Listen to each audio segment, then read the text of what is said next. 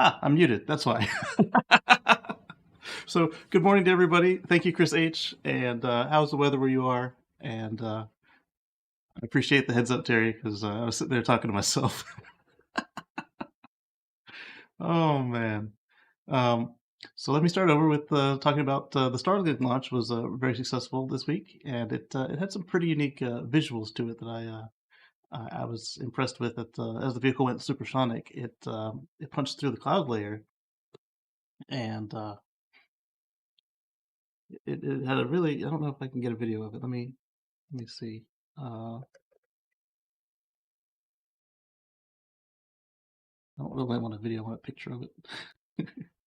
um, it's been seen once or twice before, but I thought it was really cool.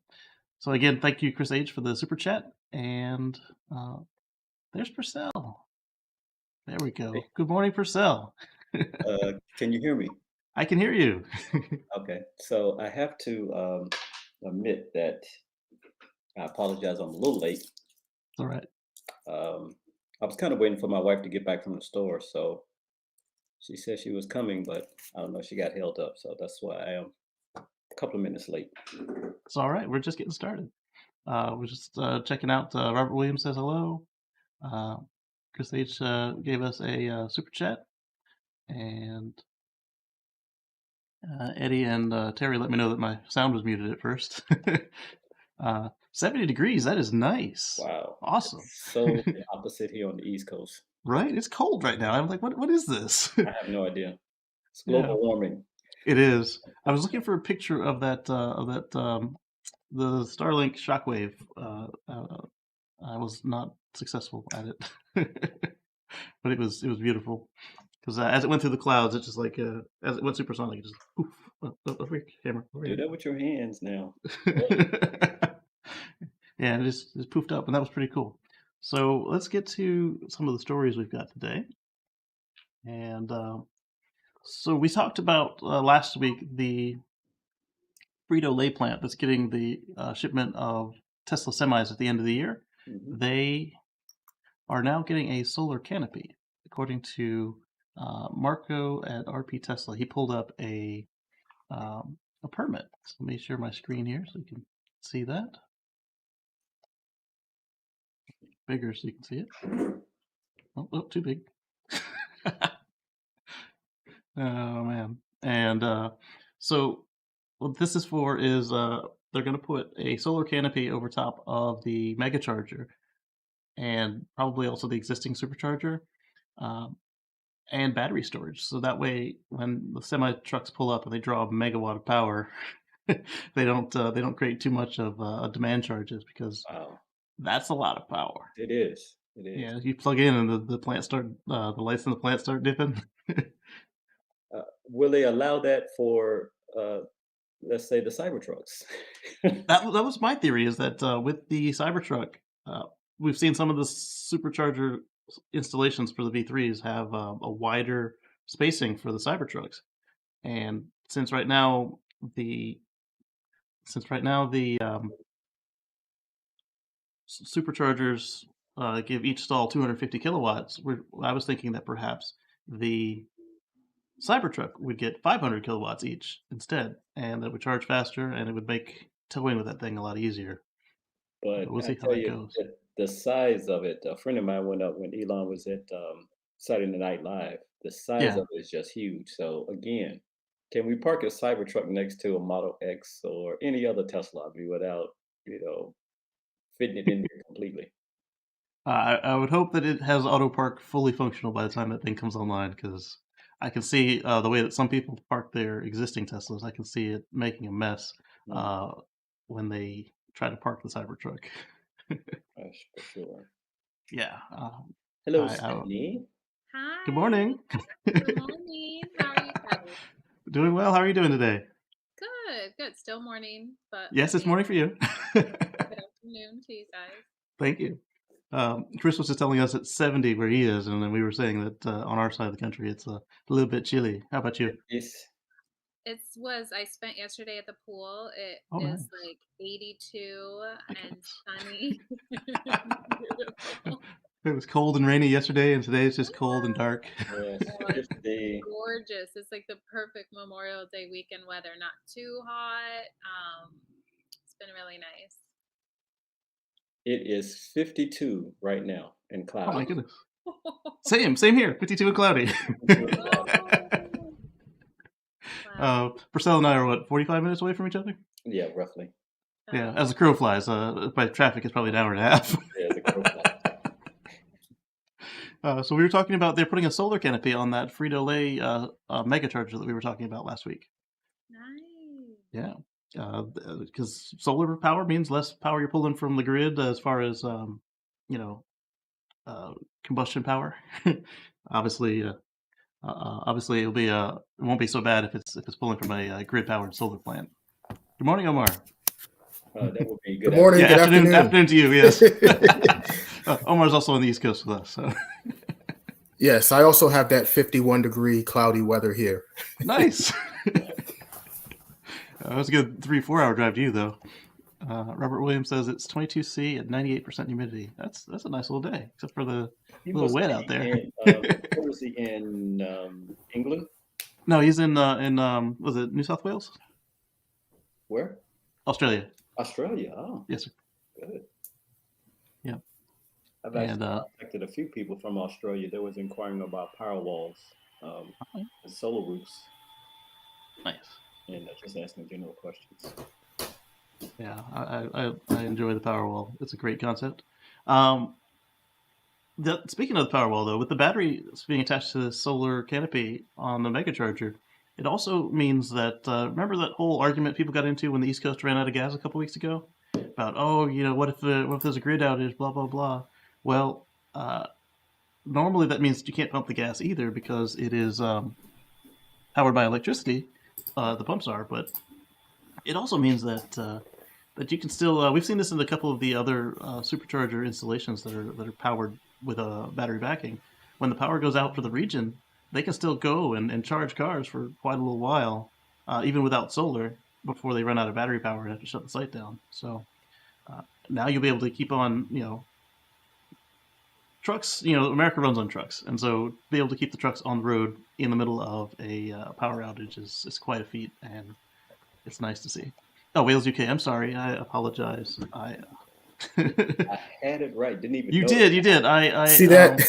we have another one in New South Wales, and I mixed them up, and I messed up Robert Williams. I did spend a hot minute in England when I was in the military, and we had a long layover, and I stepped outside of the airport, and not thinking that the traffic directions are the opposite in the United States, I almost got hit by a car. Oh, I've seen a lot of videos of stuff like that. People look left and or they look right and they look left, and then they start going because then you look right again. Oh man! So the next big story we have is on Monday, Tesla took off all indications of radar from their website in the U.S. and And a bunch of people freaked out. yes, they did. There's no nicer way to say it. They freaked out, and so Tesla included this new help article on their site called "Transitioning to Tesla Vision," and in it they explain that on all new cars delivered for the month of May and onward for Model 3 and Model Y in the U.S. are going to ship without a radar module,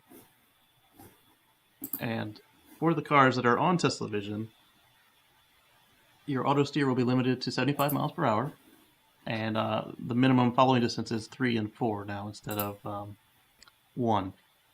And Smart Summon won't work, nor will emergency lane departure warning, or not emergency lane departure warning, but the emergency lane steering. It won't be activated. And so in a few weeks they'll start restoring the features, which not just a couple of owners freaked out about it, but a couple of publications freaked out about it, particularly Consumer Reports and several of the publications that were complaining that Tesla wasn't using the in-car camera, because the reason for that is very adjacent to this news is they started using the interior cameras of the cars for the driver monitoring system, And so now they went from, oh, Tesla doesn't keep you from driving in the backseat of the car to, oh my goodness, Tesla's spying on you. And apparently you can't satisfy any of these publications. Currently, all vehicles outside the US and the Model S and Model X anywhere are going to continue to be equipped with the radar module. And so then they get into some people ask questions like, how do you know if you get it? They're going to let you know when you're signing up for delivery that your car is shipping with or without a module. Because if you get some old stock that they found somewhere that matches your specifications, it may still have radar. Or maybe your car was just stuck in transit somewhere. Like when I got my Model X, it was stuck in transit for an extra month thanks to Hurricane Florence, and so it went on a tour of Alabama, and so that could have if I was in that same situation, if that was a Model 3, I might have been thinking I was getting no radar, and then they say, oh no, actually yours has radar. Does this affect the safety ratings? And they say no, but apparently several of the ratings boards did change their details for the car, maybe a little bit prematurely, because when you look at the way that they marked it up, it didn't exactly jive with the exact reality. But again, once Tesla feels comfortable and they start turning stuff on, that won't matter anyway, because it will be back to normal. And we saw this with the Autopilot 1. When it came on, cruise control didn't exactly work the way you expected. When Autopilot 2 came out, all the stuff you have from Autopilot 1 was gone, including cruise control. They had just regular cruise control. And then when Autopilot 2 came out, 2.5 came out, same deal. Most of the features were reverted back to nothing. And then the very first customers that got Hardware 3, FSD computer, they had a similar situation with missing features. But very quickly, they brought them all back in. But with Autopilot 1 and 2, the transition to feature parity took over a year. But the basics were all back pretty quickly. And then does the transition affect the availability of active safety features? And let's see. Oh, they've updated this since I last saw it. There was no table last time. Bear with me. So the asterisk features mean the NHTSA or IIHS have not yet rated the vehicles equipped with Tesla Vision. Okay, so they've updated their websites as well. So disregard my inaccuracy comment. They fixed their own as well. Let's see. So of the features, you'll get 4 features not yet rated by the ratings bureaus: forward collision warning, automatic emergency So what's braking. interesting to me is that they rolled this out prior to any testing or anything from the NHTSA. Right. So if they waited until these features were already tested, then they could then roll it out and have the other features available, as opposed to having certain features.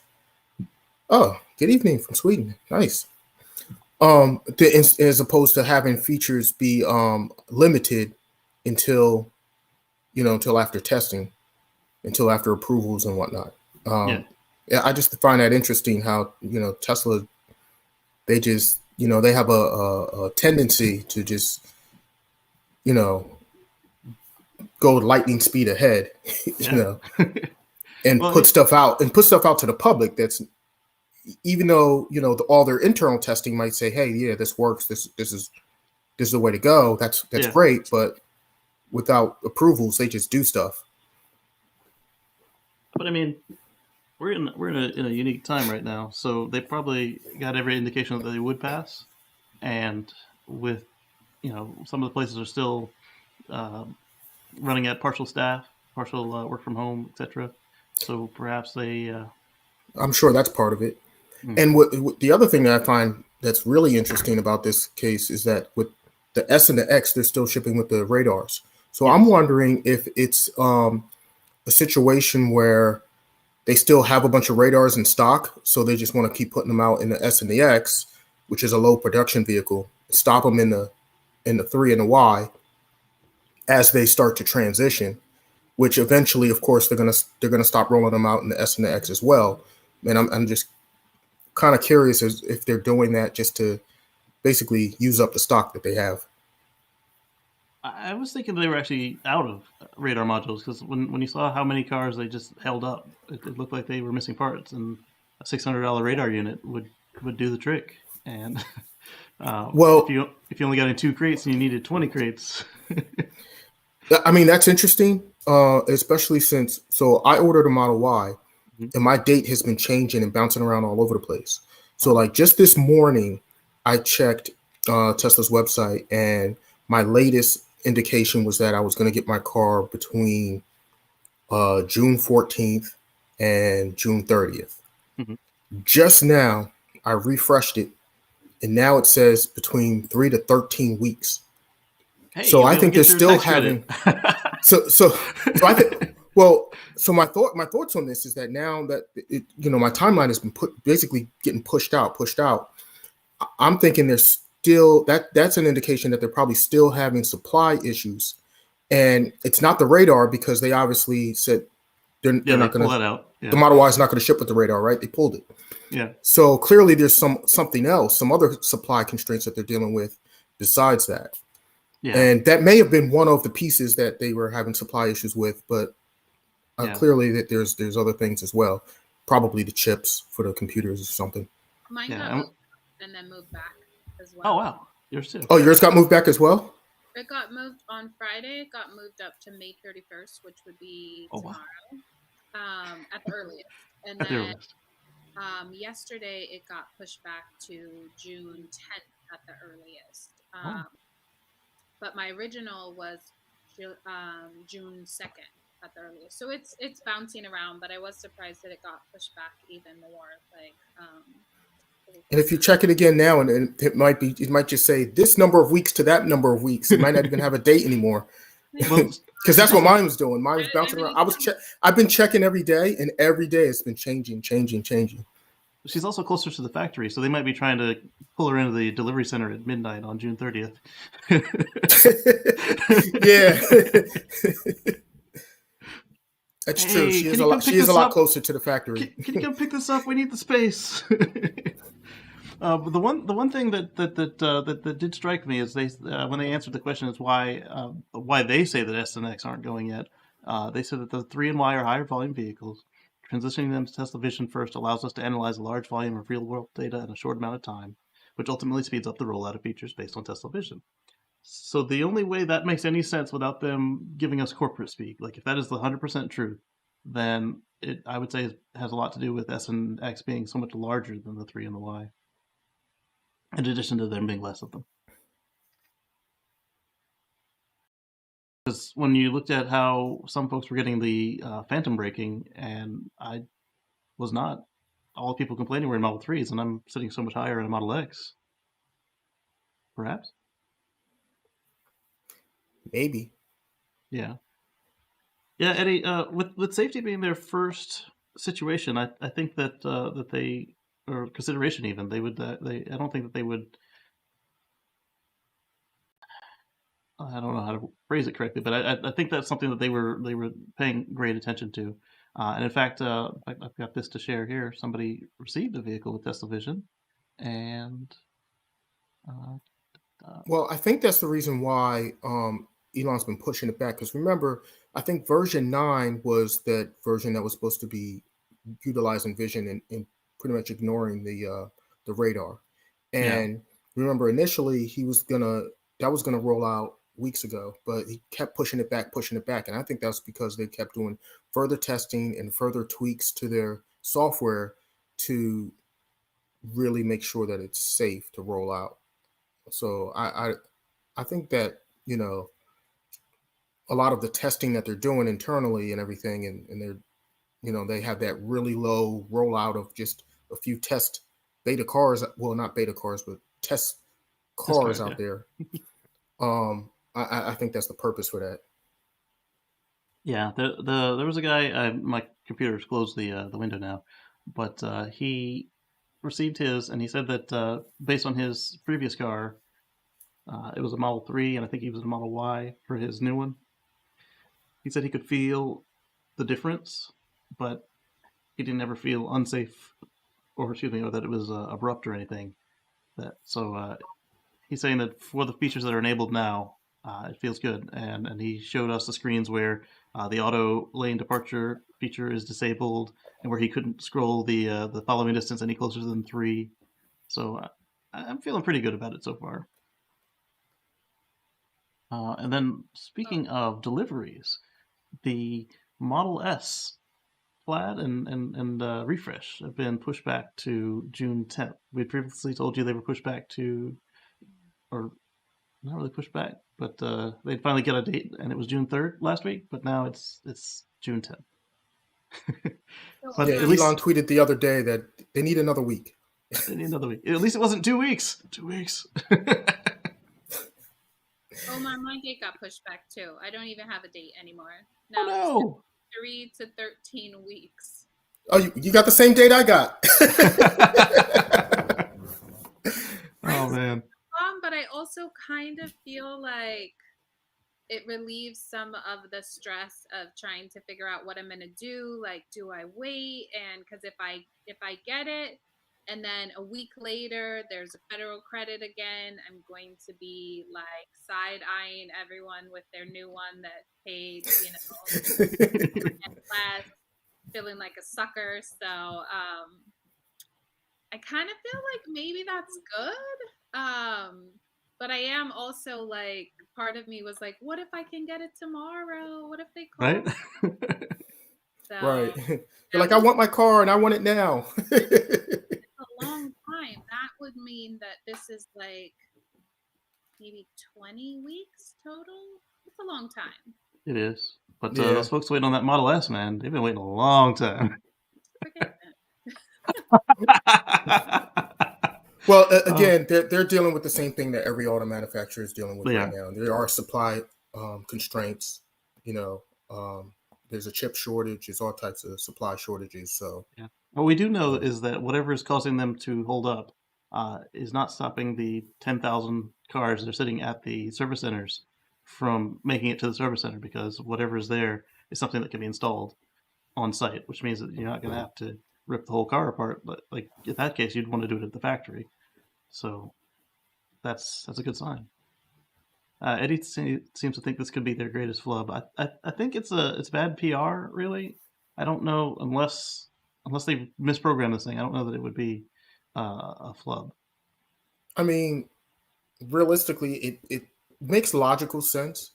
You Mm. know, as human beings, we've been driving without radar forever. We've always been utilizing just our vision, 100 years. and the Tesla cameras can actually see better than we can Mhm. because they're not filtering out, um, the spectrums that wouldn't make sense to our eyes anyway.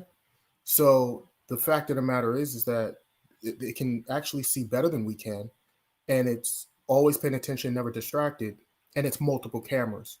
So, I mean, in theory, it totally makes sense that you should be able to program a system to utilize just vision. But it's gonna be interesting to see how that works in bad weather. Does it just slow down and then just drive a lot slower, as everyone should, but a lot of people don't. Yeah. um, or or will it like pull over to the side of the road and say, no, I can't do it, I give up, or you take over? I mean, it's going to be interesting to see how that works. Well, right now there's no reason for it to pull over. It just needs to hot potato it and say, "Hey, your turn." Hopefully, it gives you a little bit of warning before it does it. I had the chance to drive in the rain finally on the latest update for my car, 2021.4.18, and it was supposed to have included the Tesla Vision updates to the Deep Rain software with control of the wipers, and there are still plenty of times where there's almost no rain and the car seems to think that I'm driving into a hurricane, and so it'll turn the wipers crazy, and it will do it'll turn off navigate on autopilot. It hasn't kicked off autopilot at all. It does that sometimes when it really is raining hard, but it hasn't kicked off autopilot. It just says, all right, I'm not going to change lanes. I'm not going to pass traffic. I'm not going to change highways. It's all on you, go. And it was a mist. It wasn't even rain, so I don't. But then other times it was actually able to slow the wipers down. And 2 times I was able to slow the wipers with voice command. But usually it pretends that it can't hear me and it tries to change the song or says, "What do I do with the wipers?" When I'm literally saying, "Slow the wipers" or "Wiper slow," and when it does hear me, it says "Wiper set to 1," and other times it just does what it wants to do, which is annoying. So our Yeah, friends at go ahead. it's great when these features work, but annoying if they don't work perfectly. Yes, exactly. So our friends at Nissan say that they have received 200,000 hand raisers for the Nissan Aria. At least in the Japanese market. I don't know why they call it K car. It looks much larger than that on the US spec ones that they've shown off. I mean, it looks like a nice looking vehicle. I mean, Yeah, I I'd like like it. to. Yeah, I'd like to take it out for a spin. I mean, we know that Nissan knows how to build an EV because they've done it before. they've been doing the Leaf for quite some time, but then again, I think their biggest flaw with the Leaf is not putting in, the thermal management. I mean, just having an air cooled battery, I think was a bad idea from the start. And they agree because this is a liquid cooled battery. It also has CCS charging in the US, CHAdeMO in Japan. Well, at least they corrected their mistakes. Right? Casey, what's the range on this one? I believe it was 200 to 250. Let me look it up real quick, and I will let you know. Oh, this thing picks a mind of its own when it comes to screen sizes.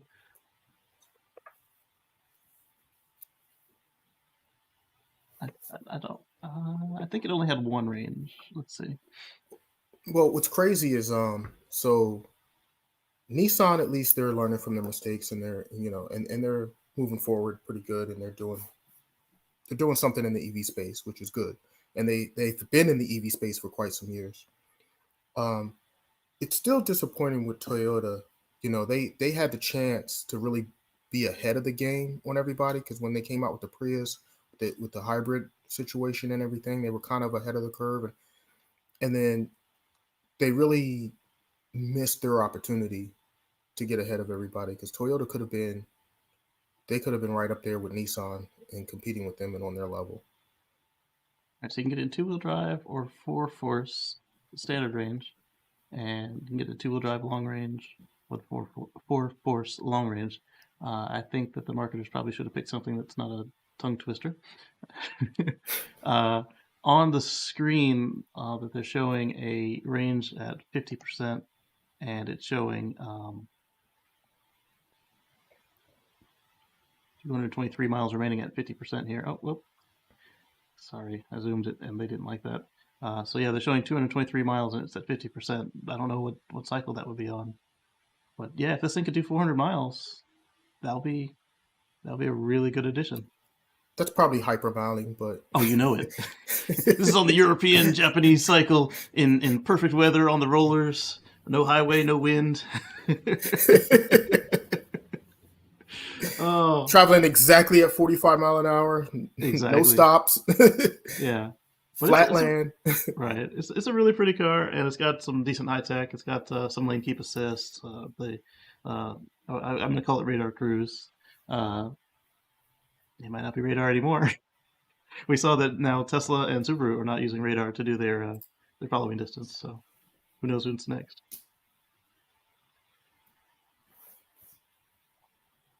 All right. Good afternoon, Zach. What you got to say here? Oh, it's a pleasure. Thank you. Thank you, Zach. So we talked about radar and Aria. So this is taxi company in the EU that is going EV only. They followed me the other day, and I took a look into them. They seem pretty cool to me.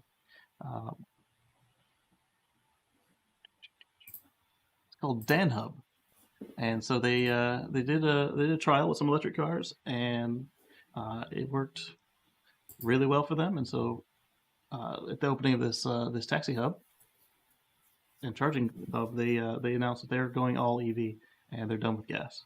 So I thought that was pretty cool. Nice. Steps in the right direction. What do y'all think about that? It's happening. It's happening. Then Then we saw some folks with claims that full self-driving will be making a move to $14,000 in the very near future. And So if you're on the fence, get it now. if rumors are true, absolutely. There's also in the rumor, the original rumor, they saw references to enhanced autopilot, but they're not sure if that is just because whoever looked it up, their car has EAP, and so when they go to do the upgrade to full self-driving at the new price, it will have to take that out of how much they have to pay. So that was showing $4,000, but I don't know that they would actually offer EAP for $4,000 again. I think literally that's just what he already paid, and so they pulled it out of his price, so he would have to pay an additional $10,000 at the new price to catch full self-driving. Hey, I'll be right back. My wife did arrive with the groceries, so Tell her being the good great husband afternoon. that I am, I will watch her and hold the door open. No, I'm just kidding. I'll be back. All right. See, Thank you, stay with you. Zachary. I really appreciate that. Thank you very much. Got a super All chat right, right Zach. there. Yes, sir. Thank you, So Zach. what do y'all think about? I mean, y'all are purchasing vehicles and you're locked in at the 10,000 on the full self drive. And Well, I I bought mean, Elon. Okay, go ahead. I'm sorry. I bought mine at 8,500, and then it dropped for over a year after Elon said they're only going up. It's never going to go down. It's only going up, and then it went down for like a year and a half. And but now it's like it's been up for over a year, and so it's like okay, yeah, I was right. It was a good move to do that. The the other consideration for me was my insurance company said that if something happened and the vehicle was a loss, they would not. This particular insurance company that I have, they would not count the full self drive as a part of the car unless it showed up on the window sticker or on my receipt. They would treat it like an aftermarket stereo or some big wheels if I had total lost the car, and I would be out whatever the current price of full self driving was, rather than a prorate of what I had. So that was my second consideration into getting it. But what about you guys? So I Expensive for me. yeah. So here, my thoughts on that is, Elon has said over and over that the price is going to go up. It's just going to go up. So, and at this point, I don't see it going down. At for any reason, I don't see that happening. I think it is going to go up. So for anybody who wants it, and if you're going to take advantage of it, I think you should, lock in your price now. But Why is it even worth that much money? Like I can't wrap my head around why I would pay $10,000 for. so I don't think it's worth 10 grand for the current features. I really don't. And I think what he's actually selling, and it's really a stretch for a lot of people to even wrap their mind around this. But I think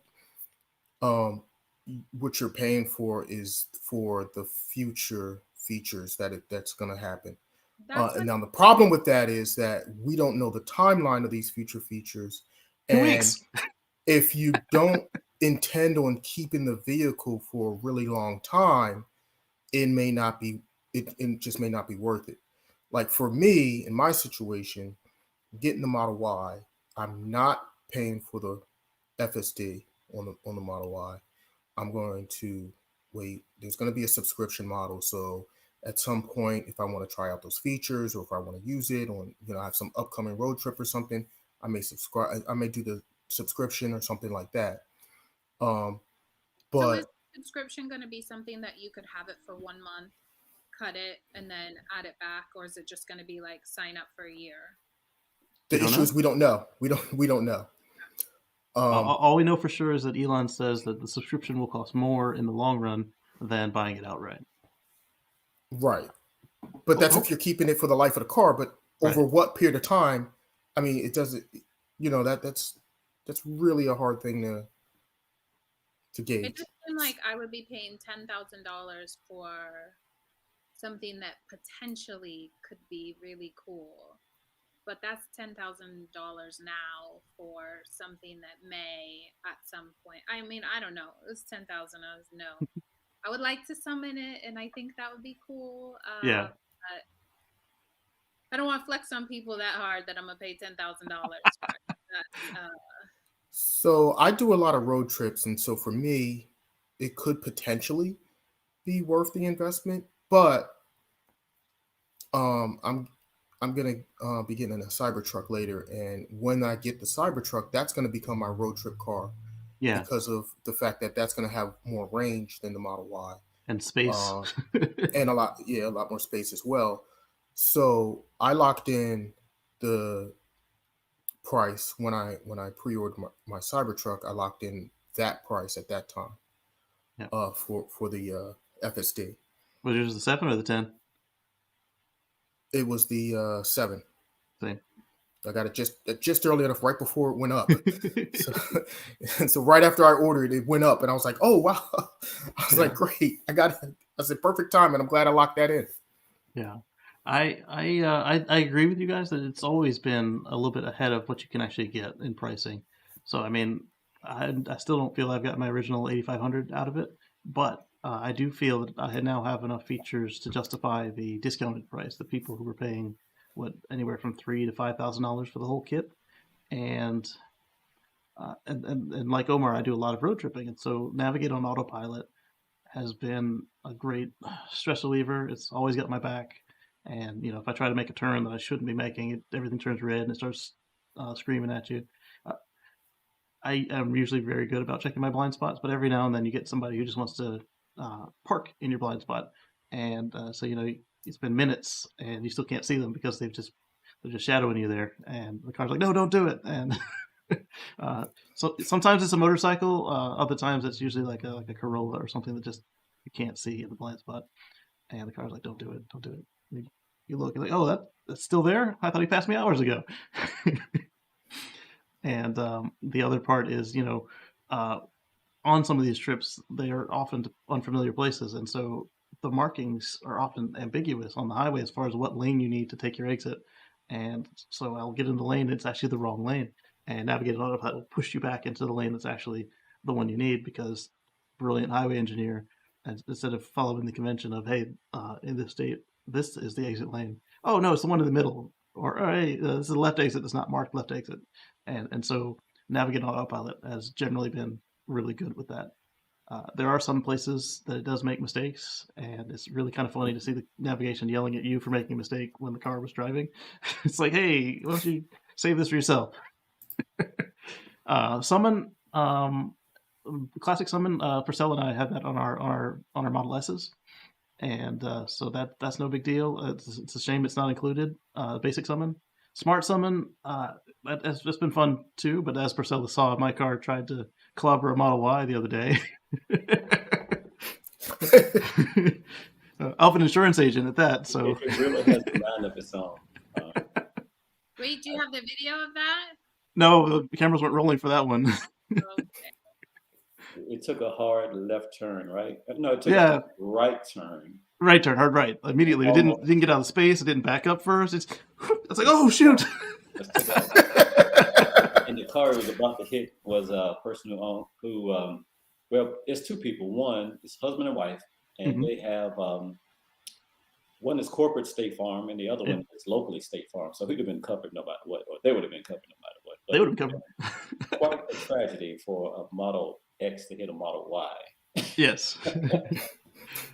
And I don't know what it was thinking. I don't know if it was visual or she could have been in the blind spot for my ultrasonics, because she parked after I had the doors open, and her car has a wrap on it that looked like the dark gray sky we had that morning. And so maybe it just didn't see it there. I don't know, but I immediately released the button, and we went and looked at it, and then I did a classic straight summon, and then I resumed the smart summon. But there were some potential new owners there, and it was not impressive to them. By the way, Omar raised a good question on one of the videos I posted yesterday. Your car actually, and Omar, I don't know if you didn't see this or not, but his car actually, when they initiated the dance, what is that called? Actually, I'm not a Model Xmas. Yeah, Xmas. There you go. Celebration mode. So we were in Northern Virginia. We had this meetup. For those who haven't seen the video, I'm not hawking my show on your show, That's all right. but It's called "Don't Waste Your Time." The video might not be for you. yes, but we took over a parking lot, and it was very packed full of Teslas, and so much so that even the police came by. So at one point, a lady walked up to me, and I don't know why, because I didn't organize it. She was like, "This is a problem. There's too many Teslas out here. Are you in charge? You need to get these out of here because we can't park." And she was just going on and on. And I'm like, "I'm not in charge of this." So someone found the parking lot. So we had so many Teslas that we had the Model S's in a park. We had the Model 3s in a the parking lot. The Model X's was up front, and the Model Y's was off to the side. So Karina Wu decided to say, "Hey, Model X owners, let's get our cars together and make them sync and do the Model Xmas." And so the first take, her car door didn't open. And mine too. Casey's didn't open as well. So Omar asked me the question about what happened. So you can tell him, Casey. Yeah, so it seems to be a problem mostly for the black Teslas and the blue Teslas. They get a little warm in the sun, and the sonar that operates the doors, it sees through metal, and so when the metal gets hot, it changes shape a little bit, and they want the maximum room around the car when they do the dance. That way, the doors don't hit anything, because once they start the dance, they really pretty much stop checking, and they go to the full height and the full width.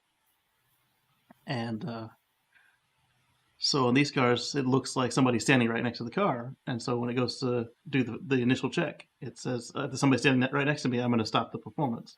And so our cars were over there. Mine had like one wing up, and hers didn't go at all. Hers is purple on the outside, but underneath that, it's got the black paint. So I'm thinking that, the black and blue strike again. But the rest of them went off quite nicely. The video I did of a weird smart summon, the short video, that was from that same event. Yeah. So, Purcell, when the lady came over and started flipping out and asking, I didn't know that's why we moved. It's a problem or whatever. Is that why? I was just about to ask. Is that why you guys moved from the one spot to the other? Yeah, well, it was a very tight lot that we were in anyway. So we had Starbucks, we had the taco place, we had a grocery store, and then some other small stores. And I'm just assuming that on a normal business day, the elderly can park, pretty much to the store they want to jump into. Yeah. But the person who owned the taco stand or the taco place is called Taco Rock. He's also a Tesla owner. And he said, "Well, 2 weeks ago, we had the Chevrolet people out here, and normally we have bikers out here. So what's the problem?" So he was getting a little upset because obviously, yeah, we were customers. Yeah, I mean, new customers. Now they gave us free tacos. That was kind of nice, but he's going to lose. Well, somebody paid for them because we're leaving. So she saw I had a Tesla hat on, and she just went straight up to me and she said, "Aren't you in charge of this?" And she just went off, and I'm like, "No." Well, I mean, you look like you're in charge. So well, I guess she assumed since you had the Tesla gear on that you were coordinating it. She's like, "Oh, he must work for Tesla. This must be a publicity thing that he put together." Right. No, not that one. I did another one, but not that one. That Casey attended, but no, not that one. That wasn't me. Yeah. So Drew says that he paid $7,000 for all the features, and currently it's been totally worth the price over the last 2.5 years. Yeah, absolutely. Like I was saying, is what we got today is it isn't worth the full 10 grand, and definitely not worth 14 grand. But we're getting if this is as good as Elon says it is, and it opens up both more smoothness on the highway and the city streets, it is going to be. I don't know if it'll be worth 14 grand, but it'll be worth every bit of the 3,500 to 7,500 that people have been paying to date, and except for the folks who've been in that short period of 10,000. I would love to see where this is going, and if Elon was right about the taxi function, then at that point I would probably want to go to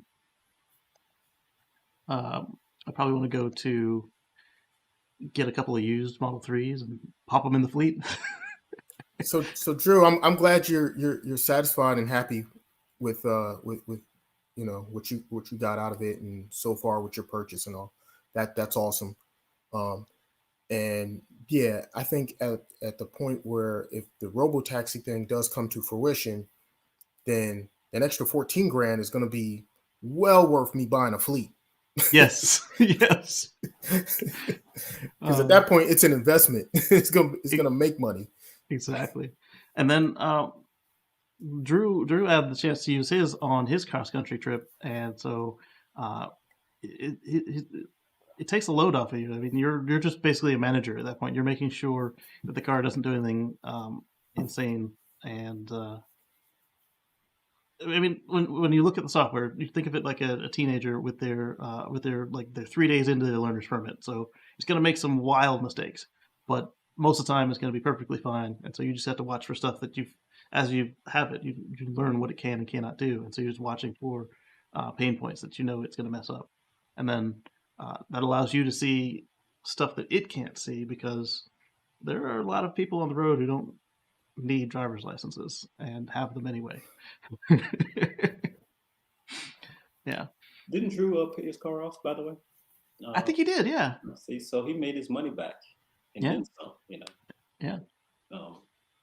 At the end, I would tell you about my story about paying a car off later, but you got other stuff to do and talk about. Maybe use a Bluetooth to watch YouTube, so you wouldn't work public charger. Interesting. So the next article, we kind of already touched on it, was about enhanced autopilot coming back. If it does, would you purchase that, Omar? Enhanced autopilot? Yeah, $4,000. I think it was a good price. Personally. I don't know. Maybe. I'd have to think about it. Maybe. And so Stephanie brought up a good point about the subscription model.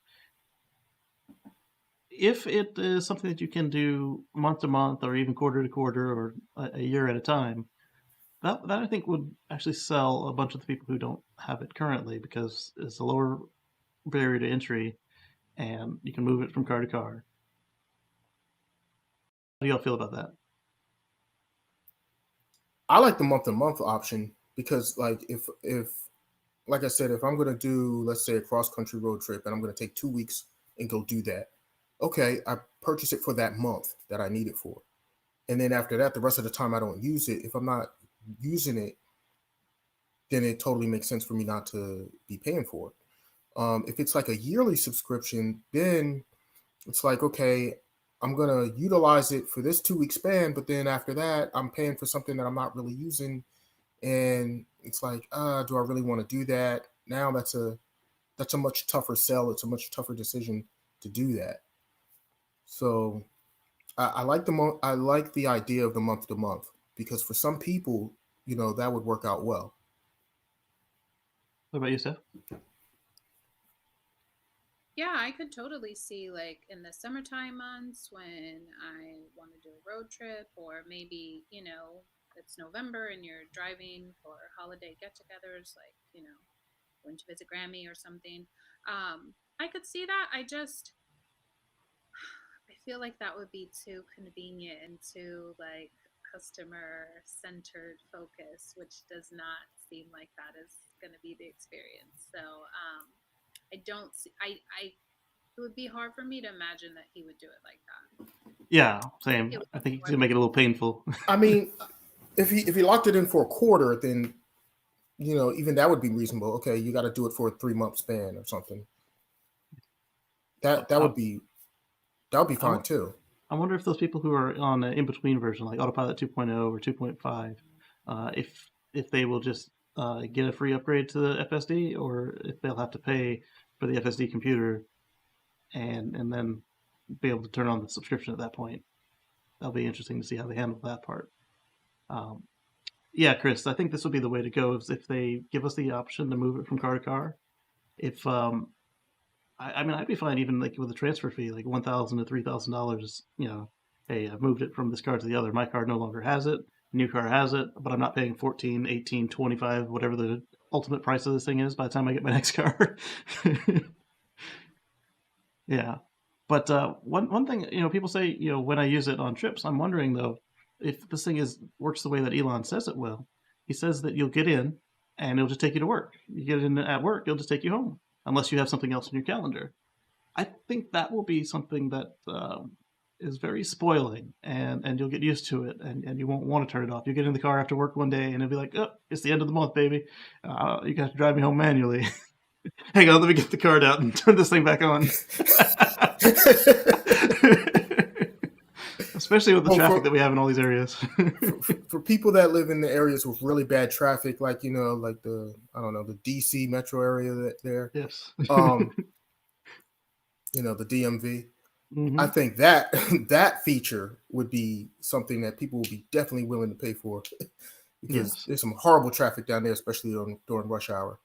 Yeah, and I find that it is better at. Actually, my car does have road rage, but it has less of it than I do, and it's a lot better at picking the faster lane than me. So I've come to enjoy it on the highway, and if it can do that on the side streets, that would be nice. Because every now and then the traffic is just so bad. It's like, hey, we're gonna turn left over here. I'm like, in between these trees. It's like, yeah, in between those trees. And next thing you know, you're home like 15 minutes earlier than it would have been. So the traffic aware routing has really improved since the time that I got the first car. And Omar, you've probably seen that on yours. You've been through like 3 different versions of the nav. First that TomTom thing, and then the first couple of versions of Tesla Nav, and now what we've got today. Yep, it's definitely improved over the years a lot. Yeah, I mean it's gone through some crazy iterations, because at one point it got super terrible, and then it got a lot better, and so the navigation it's been through a lot of changes. I remember one time there was a road construction over here on 95, and they had me get off the highway. Like there was no lights. The sign had all the reflection for the sign came off, so I'm like squinting to find the right exit. And well, actually, it was on autopilot, so it took the exit. But I'm squinting to make sure it's picking the right exit, because every now and then it doesn't. And I didn't have time to be circling back. And we were driving in this backwoods for, I want to say, about 25 minutes, and then it pulled us right back out where we were trying to go on the other side of the construction, and I didn't realize what it was doing until I saw like all the lights behind me from everybody else who figured out this detour as well. And then you see, when you look back in your rearview mirror when you're back on the highway, and you see like just construction lights. There's no cars whatsoever because the road has been closed, and you see all the people approaching the construction on the other side. It's just stopped. It's all headlights, and it's like, oh man, this thing. It was already like 2:00 in the morning. This thing saved me, and it's awesome. So our next topic is about Tesla haters in Germany. Germany. So there were some folks that decided to cut the lines leading into Giga Berlin, and well, it's a factory, right? So it's got factory grade electrical service, and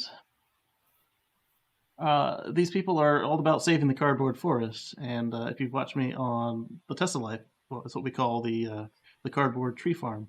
There was a bunch of just monoculture of crop trees that they were using to make cardboard. And so somebody called themselves Saving the Forest, and they cut the line to the factory, which started a forest fire. And oh man, I'm gonna save you from yourself.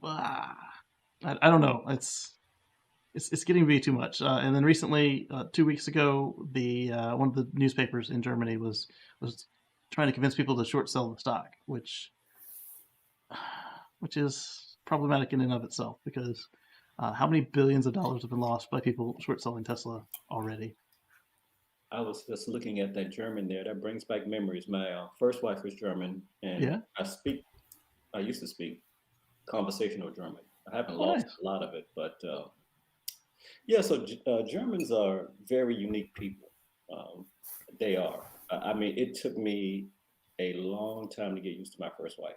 I'm here to tell you that, because what we do in America is we come home, we turn on the TV, and then we just go upstairs and do whatever.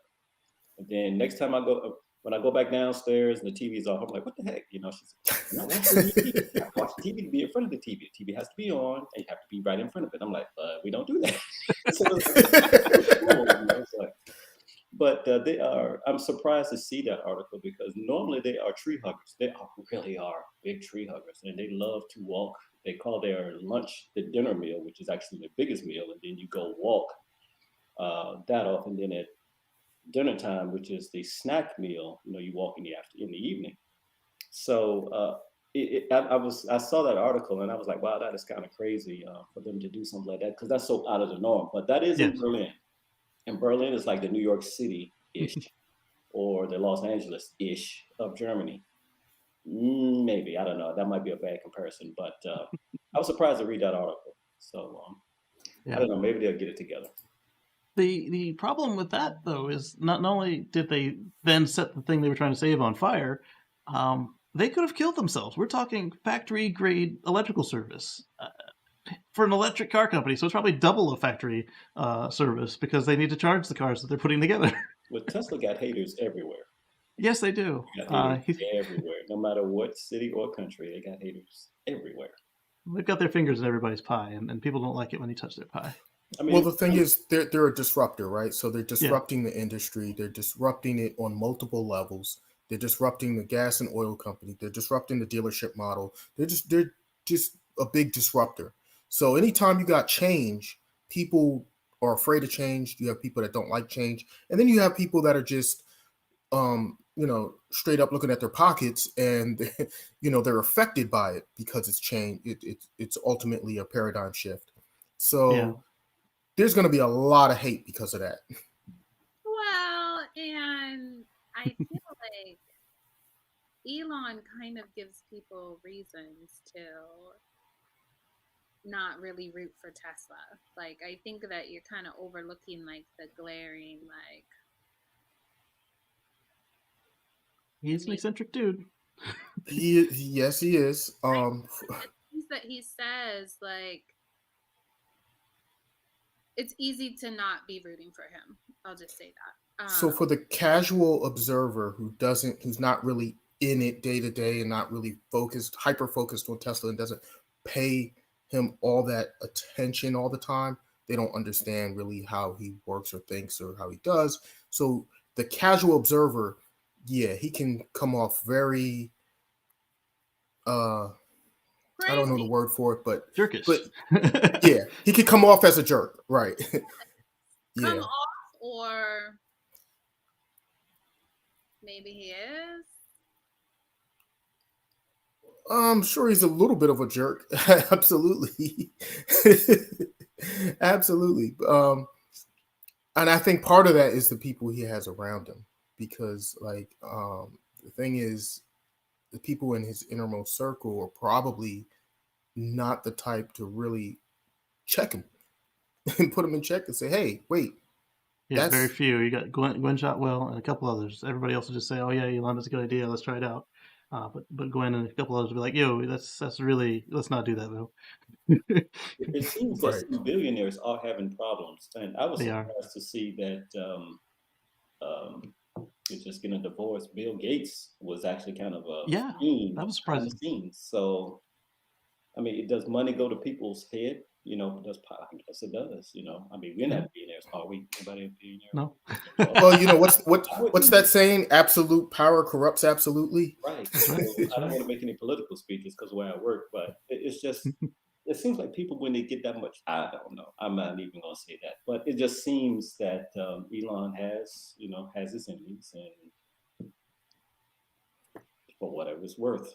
Or maybe you have to have that kind of personality to get to the point where you are confident enough in your ideas and your vision that you then can create these multi-billion-dollar companies. So maybe it just goes hand in hand.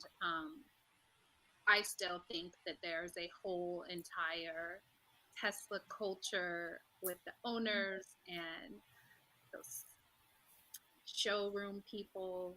Like, it's kind of like, if you don't like it, buy something else. And it's like, wait a minute, like it's definitely not, I don't think it's customer friendly. I think it's a little bit like a cult. If you're in it, you love it. And if you're not, you're kind of side-eyeing them like, it's a car and it's not even a luxury car. It's like premium. Yeah, it's there is that element out there in the community, and some of them are not just rude, but some of them are hostile. But thankfully, that's not the majority. Yeah, I definitely. would hate to be associated with that. Stephanie hit a lot of nails right on the head. I've been the owner for 6 years, and it is a click. And back then, it was a click, and it Yeah, still is to a certain degree a click. And yeah. you're right. I mean, when I first saw the car that I actually driving now, I test drove that car, but I was so fascinated with it. When we got back to the place to drop the car off, the guy just walked away. I'm like, like I was touching the sales. I was like, okay, thank you. And I'm like, what? And so I'm like, wow. I said, you're not going to push me into a direction to buy the car. So yeah, I think Stephanie's correct that it is what it is. Yeah. Martin Well, brings up. I've been driving a Tesla for quite a few years as well, Purcell, and I know back then it was so much more of a niche thing because it was so small and a startup pretty much, and so it was like a click. You know, it was a certain type of people that really gravitated to it in the first place, initially, and it's been growing out from there. But now, as it becomes more mainstream, you know, it is a big difference now with all the types of people that you have, and it's weird. It's almost like Tesla's starting to get that reputation, like the BMW owners have, you know, where it's like, well, I'm better than everyone else because and it used to me, it's like it didn't really used to really be that way. It was like more like a because it was weird. It's like everybody back in the day when I first got my Tesla, everybody, all the other Tesla owners that I ran into, they were just so happy and excited to be part of this something new that they were like super friendly. And if people had questions, they were so happy to, talk to people and educate people about it. And they were kind of almost evangelical about it, but at the same time, they were just friendly about it. And now it's almost like it's starting to transition into a thing where it's like, well, I'm better than you are type of thing, which is not, Which is kind of funny that's because not some of the cool. ones with that attitude are the ones with the standard range plus Model 3. It's like, really? I mean, not to be elitist or anything, but like literally, if you don't see me with like one of the most expensive ones they ever made, lording it over people, putting it in their face, and you're gonna come up with the $38,000 one and try to be a jerk about it. I mean, and then later on, when the $25,000 car comes out, I mean, it will be cheaper than a Civic, and so you won't be able to hold that status for long. So I think we're in the valley right now where we're just trying to cross that threshold, and so you'll end up with a lot less of that in the years to come, especially if they fix customer service before they um, get that car out. Morton brings up a good point. He says Elon is definitely problematic, but Tesla as a company is still a very powerful company with one of the most promising visions of the future. And I think that's why those of us that aren't of that mindset, the jerks, stick around because it's a really good vehicle and the mission is critical. So I think it's just a matter of us policing ourselves to make sure that those people, like Mr. Backseat Driver over there in California, don't ruin it for the rest of us. It's gone from click to Chevy. No, right. nothing against Chevy. I just thought I'm doing the C's. That's all I was doing. So Robert Williams brings up a point that Tesla was sued over range in Europe, and they were made to come to a settlement, and that I think that's good to keep them in check because if they get too full of themselves, then they start treating us like it's a favor that we were able to buy their car from them. So as long as they it holds them accountable because that's the point. We all need to be accountable. And in fact, it leads into a story we're going to come up to in a little bit. But right now, let's talk about this one that made me scratch my head a little bit. I was like, what are they doing? I said, oh no, you're doing it wrong.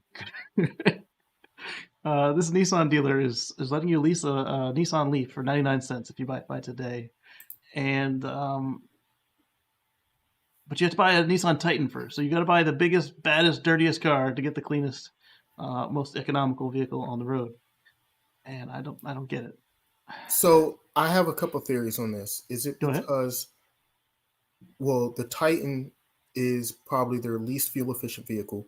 Exactly. So are they trying to balance that out with their with their overall emissions as far as their average across the board? So are they trying to just meet a certain threshold and they figure, well, if they sell enough Leafs to counterbalance those Titans, or is it, or could it possibly be that they're looking at it like, hey, if you're going to buy this dirty vehicle over here, take this clean one with it and use that for your just everyday running around, and just only use the dirty one when you have to, when you actually need a truck. Right. I mean, so I don't know. I don't know if it's just, I don't know which way they're going with that, but I mean, hey, while there's no gas on the East Coast, you can still get around. You're pretty much getting a free EV with your truck. Yes. So, and this is not a scam or a gimmick. It literally is 99 cents for the full 2 or 3 years, however long the lease was. Just one time, 99 cents, and done. And you get, was it 12,000, 15,000 miles a year out of it. And I mean, it's a solid car. Go ahead. I said that's kind of awesome, though. Yeah. Get them out there. I'm wondering how they have that many available that they can kind of just give them away, though. Well, I mean, and see, that's the other thing. Yeah.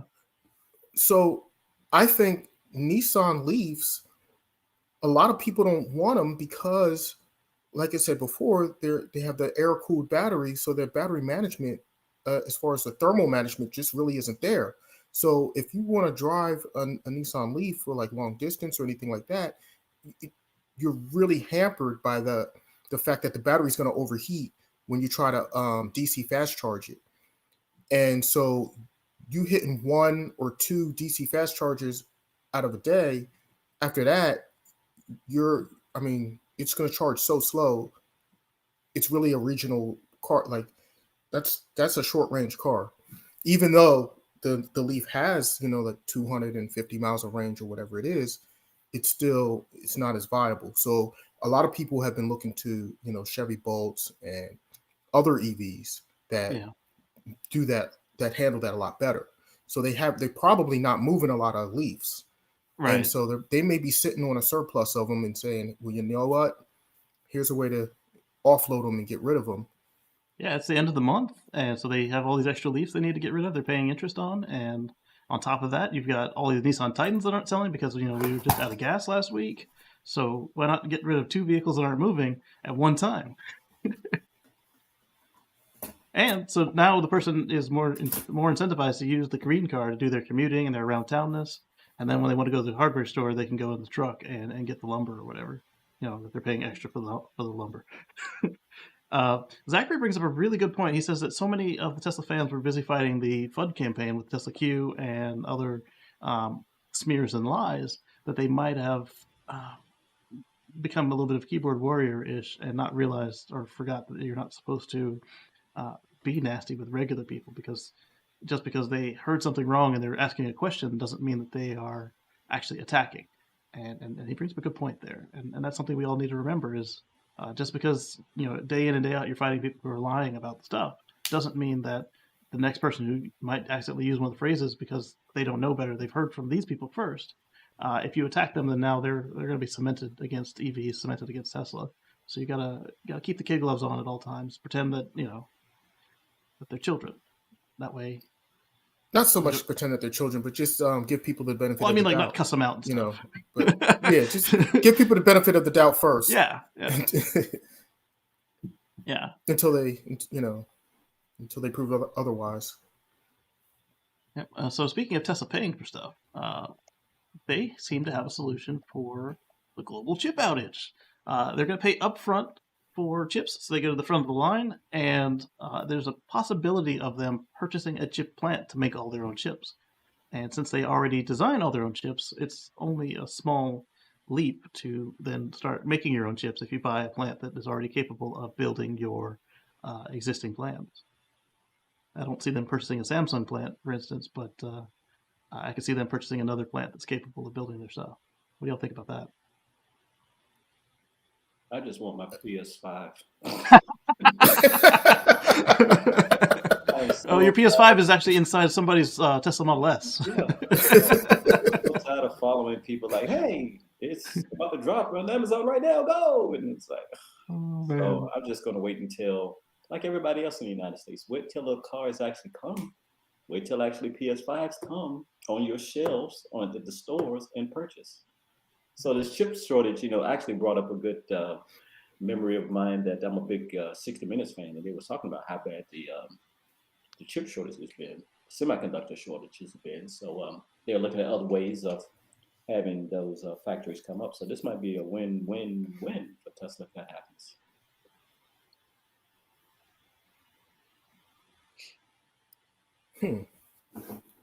Yeah, you guys all bring up some great points. From the ZEV credits to the toxic campaign, it is a lot, and I think that's what they're trying to do. They're trying to get a rise out of us to make us look like we're foaming at the mouth for being EV fans or Tesla fans, and if we fall for their trap,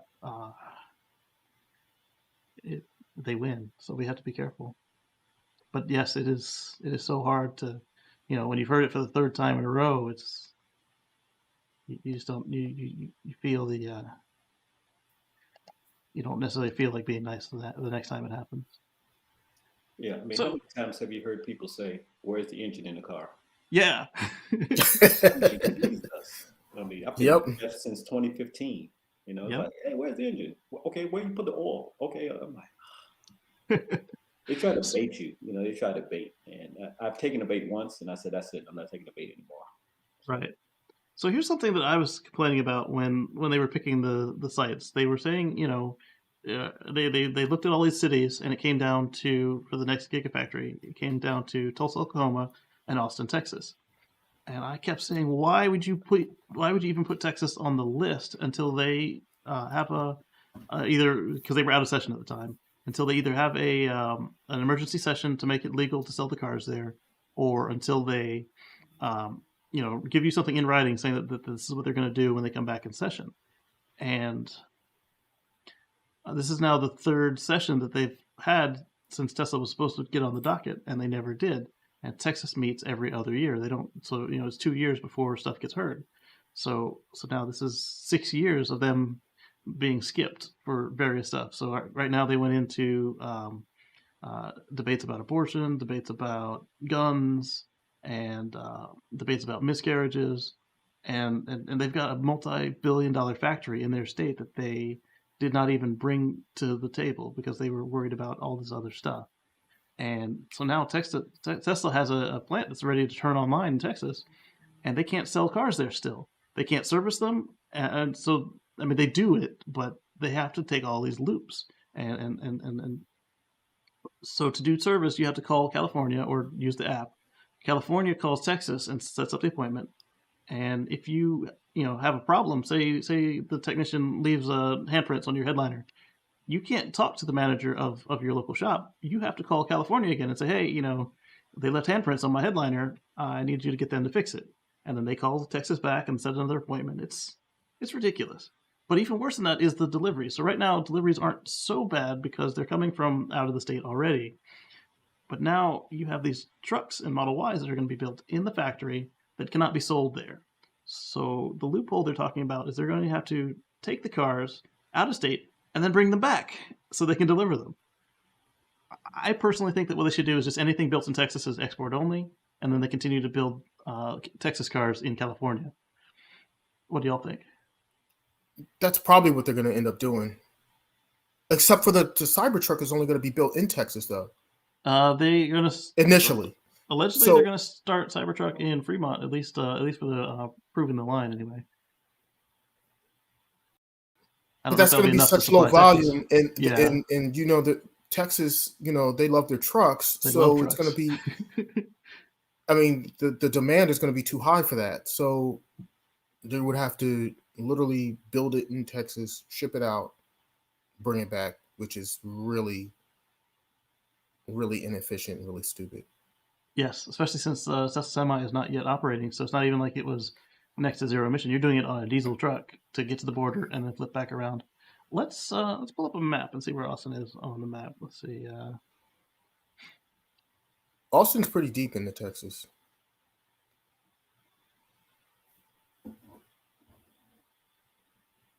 It's not like you're getting to the border quickly. Yeah, it's I would say almost in the middle, but kind of southeast-ish. I spent some time in San Antonio, so it's slightly north of San Antonio and to the east. I bet you I'm wrong. No, I think it is kind of south, and it's literally the center of Texas, like the south center. Yeah, that's where South by Southwest is, right? That's the big. Yeah. South by Southwest is in Austin, Mhm. a little north of San Antonio and south of Dallas, pretty far south, a little southwest of Dallas. So yeah, I'm looking at a map and where it's at. Like no matter which direction you go to try to leave the state from Austin, it's a ways. Did we lose Casey? Yeah, we may have. And Stephanie, or did they lose us? I don't know. I'm still here. Okay. Okay, Steph is still here. We just can't see her. Oh, there she is. Oh, there she is. There you are.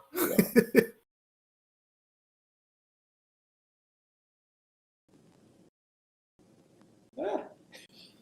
He's back. Crashed my computer. All right, I'm coming back online. See that? But it's interesting that Texas did get a chance to pass that voting law. All right, I'm back.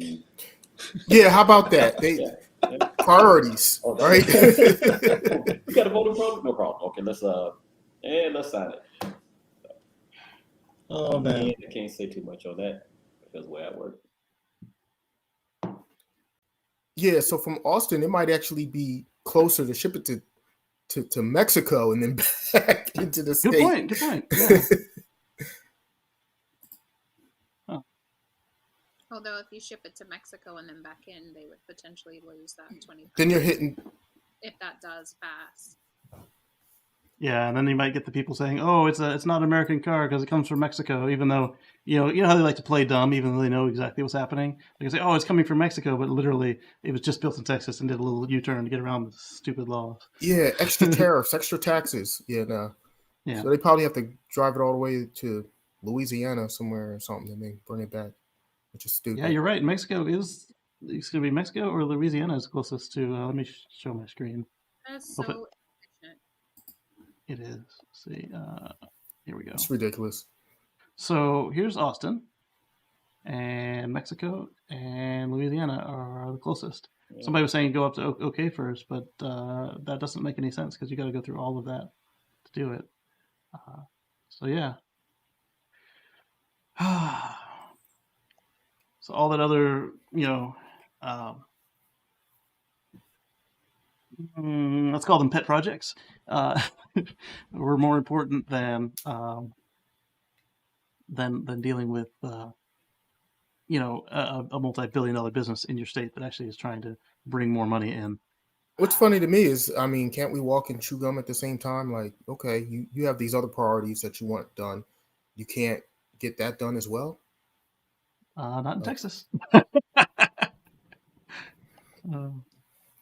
Let's see. Morton says, I don't think Texas is very lucrative to do business in. Other tech companies are moving to Arizona, such as Lucid. Yeah, that's what I'm saying is why not go to a state that wants you there? I mean, they actually enacted laws making it so you could not sell Teslas before they even brought their first gallery. It actually became a gallery because you couldn't have a showroom there. And Andrews is saying Mexico's closest. Thinking of getting a Model 3 long range for daily driver and get on all my other race cars. That's a good idea. I went fossil free as soon as we got rid of our Volt. There was no more gas in the garage for cutting the grass, cutting trees, anything. Everything is all electric, especially the car. Eddie says his phone's ringing off the hook. You missed everything. Sorry about that. My Florida phone has been ringing like crazy, and I don't know why. No, I don't give that number out anymore. So I'm checking my phone in case I hit the lottery with the vaccinations from Maryland. Yes, please. Oh, that would be fun. Oh, nice. They haven't hit our county yet. They did Baltimore County like 4 times and another county. So The only way Right. they'll contact you is through your cell phone or send you an Oh email. wow! Wait, what are you Good luck. Good luck. Good luck. gonna win? We win $40,000 for the next 39 days, and then on the 40th day, you win $400,000. Oh wow! Yes, yes. That is Can I say I got my shot in Maryland? No, that information went to the Department of Health. So well, Yeah. good luck. thank you. Can I drive down to Maryland and get another shot? So if you don't see me, you know what happened, right? Right. So this is proving Eddie right. He's been saying for the longest time that Rivian's older than Tesla, and yet they still haven't got it done yet. And so now it looks like if you were in line to get an R1T in June, you're now in line for July. I don't know necessarily it's exactly like Eddie was saying. I think this is more like what hit Tesla, like as we saw today with Omar and Stephanie. This is really hard to get cars delivered right now, and I think that is also affected Rivian and others. And I think that's what we're actually seeing here. But I thought it was humorous because Eddie keeps saying the reason we don't have Rivian is because they're not ready yet. They're not ready yet. And then he had just said it that night that I saw this article. And I thought it was fun to include it. Yeah, I think Rivian's actually, right there on the cusp of coming out. I like you said, I think it's just a supply shortage that's affecting everybody. Yes. They've been driving by Casey's house quite a bit. There's been some Rivian sightings in Northern Virginia. Rivian has been used in certain other places. When Blue Origin launched their rocket, Bezos had a couple of Rivian trucks that they were using and driving around out there. So, I mean, they are there's they do have some in production that they've been putting out there. So I'm not smelling vaporware, Eddie. Yes. Not on that one. All right, and then so this is something I touched on earlier, and I think it's a great idea. They want to in California. They have proposed some degradation limits on EVs. So your car will need to get 80% of its stated range at 150,000 miles or 8 years from when you get the car. And for those fuel cell cars, because we know that fuel cell is a slightly different technology, it's more expensive and the way it operates is differently. So for your fuel cell car, it needs to be able to maintain operation at the stated limits at 4,000 operating hours.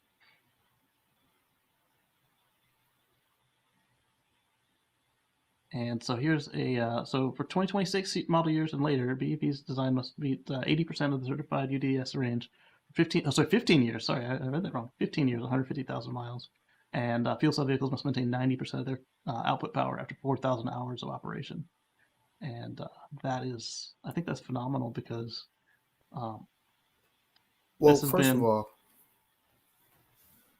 California, kudos to them. They're trying to protect the customers there, trying to protect the general public. I give them props for that. But this really should be like a nationwide standard. Like this really should be like the Fed should be instituting something like this. Yeah, I think it should be all batteries, not just cars. I mean, because look at this is very simple how they have it proposed. 1,000 cycles at 200 amps. I mean, so for your iPhone, it could say 2 years at regular charge cycle of this. And then they tell you what it's made of, so it's got cobalt in it. So if you're concerned about where your cobalt comes from, then you can look and see where they mine their cobalt. Make sure it's not a conflict metal, or you don't like aluminum for some reason. You can make sure that you've got the lead battery instead, or the iron battery, if they offer that. So that I think it's a good consumer friendly situation. Go ahead, Momar. I'm sorry to interrupt you. Well, I mean, because so the two most expensive, largest purchases that most people make in their lives are their home and their car. And since the car is your second most expensive thing that you normally would buy, for most people, I find these protections to be, I like it. That being said, I'm kind of surprised that they included the fuel cell vehicles because, I mean, those are so so niche at this point, and I don't see them taking off. I don't know. Maybe I'm wrong, but Well, I I don't think mean, fuel cells is going to be the way to go. I think they're pretty much going away. yeah, but on the fuel cells, you've still got Toyota is pushing these things super hard. Like they just came out with the second generation Mirai, and they were pushing it so hard. And like we saw with the first generation Mirai, where the stations kept blowing up or running out of fuel to the point where they were paying for rental cars and gas for you to get a Corolla while your $60,000 Prius was in the shop or sidelined. And that took care of the initial growing pains of getting them out there because now the stations do have fuel. What ones are still remaining, and you still have the problem of now these people have bought these cars because they're not lease only anymore. So you bought for $60,000 to $80,000 you bought this Toyota Mirai, and the fuel cell stack degrades prematurely. It's kind of like how Nissan and Tesla were doing with the battery degradation, where they get to decide when to replace it rather than it being something measurable to you. Like Nissan says 70%, this many bars, blah, blah, blah. And it was almost impossible to get it done. And then Tesla says, oh, based on our accounting, we'll replace the battery or not something that's clear and concise. And so I think taking it out of the hands of the manufacturer and putting it back to something that the consumer can understand is a good consumer friendly policy versus. Well, those first generation Leafs had a lot of complaints from people with those batteries and the degradation, especially Yes. people that lived in very hot climates like Arizona. I remember Arizona and Georgia especially. that was a real big deal. Where that's the reason why they came out with their Lizard battery that was supposed to be more that's supposed to Heat handle tolerant. the heat Yeah. more. Yeah, more heat tolerant. Yeah. And when did they come out with the Lizard battery? Was that 2013? I think. On the cusp of 14, so late 13, early 14. Okay, yeah. So, yeah. And that was the reason they did that is because of the degradation was so bad on those early Leafs that they were forced to replace a lot of people's batteries. Yeah. But I like how they didn't just focus on the EVs; they focused on all new tech. Because like right now with the gas car, there's it's very clear. You can go to any shop if it fails. Your mechanic can tell you, hey, it failed because of this, and then you can go back to the manufacturer and say, hey, it's 65,000 miles, and you gave me a 70,000 mile engine warranty, and now I've got blown gaskets and heads, and I did all the maintenance that's required. That's a little less easy for them to hide than this, and then to not leave out the folks who got bamboozled with the fuel cell stuff. To make sure that anybody on any alt tech gets proper protection from the manufacturers. I think it's a good thing. I was just kind of surprised that they put that in. Yeah, but California has also been really helping the Japanese out with that fuel cell push. So if they didn't do it, like say this went national, none of them would have looked at fuel cells, and so not forgetting them was a good move. Morton brings up a good point about another reason to choose Texas is it might have actually been cheaper than Oklahoma. And yeah, so in that case, if they were running their numbers on what happens if this never does get approved, you're right. If the labor is cheap enough and the power and the materials are cheap enough, then they might not, just like the EV credits, they might not need it. I mean, it'd be nice to have to get EV credits, but they're not counting on actually getting EV credits from quarter to quarter. It's like, oh, we got a bonus. So this might be the same way. Like, oh, we can finally sell cars in Texas, so now we don't need to do this rigmarole. So, good point. And Eddie says fuel cells going down. Yeah, I don't see them succeeding in the long run because of physics. But if they ever find a way to get it to work, I'm not against the technology. I'm just against the fact that most of it's from natural gas, and it's not an efficient use of resources at the moment. So 3 this week. Robert William asked, or Eddie asked if you're on the original battery. Yes, I still have my original battery. I haven't had an issue. My Tesla is a 2013, and it's the battery. It's the thermal battery management. I think is what keeps it well. I've driven in plenty of hot weather and everything else, and it's funny when I'm at a supercharger in a really hot day in the summer, I hear my fan screaming to help cool that battery while it's charging. But but yeah, it's I haven't had an issue. Yeah. I did get the battery replaced on my Model S, the 90D, but the 90D was a known, especially the early ones, were known weak chemistry for Tesla. And how about you, Priscilla? Yours on the original battery that you know of? Still got it, brother. There you go. Yeah, yours was one of the stronger ones. But my Model X is still on the original battery. So, what did you two think about the battery requirements, Priscilla and Stephanie?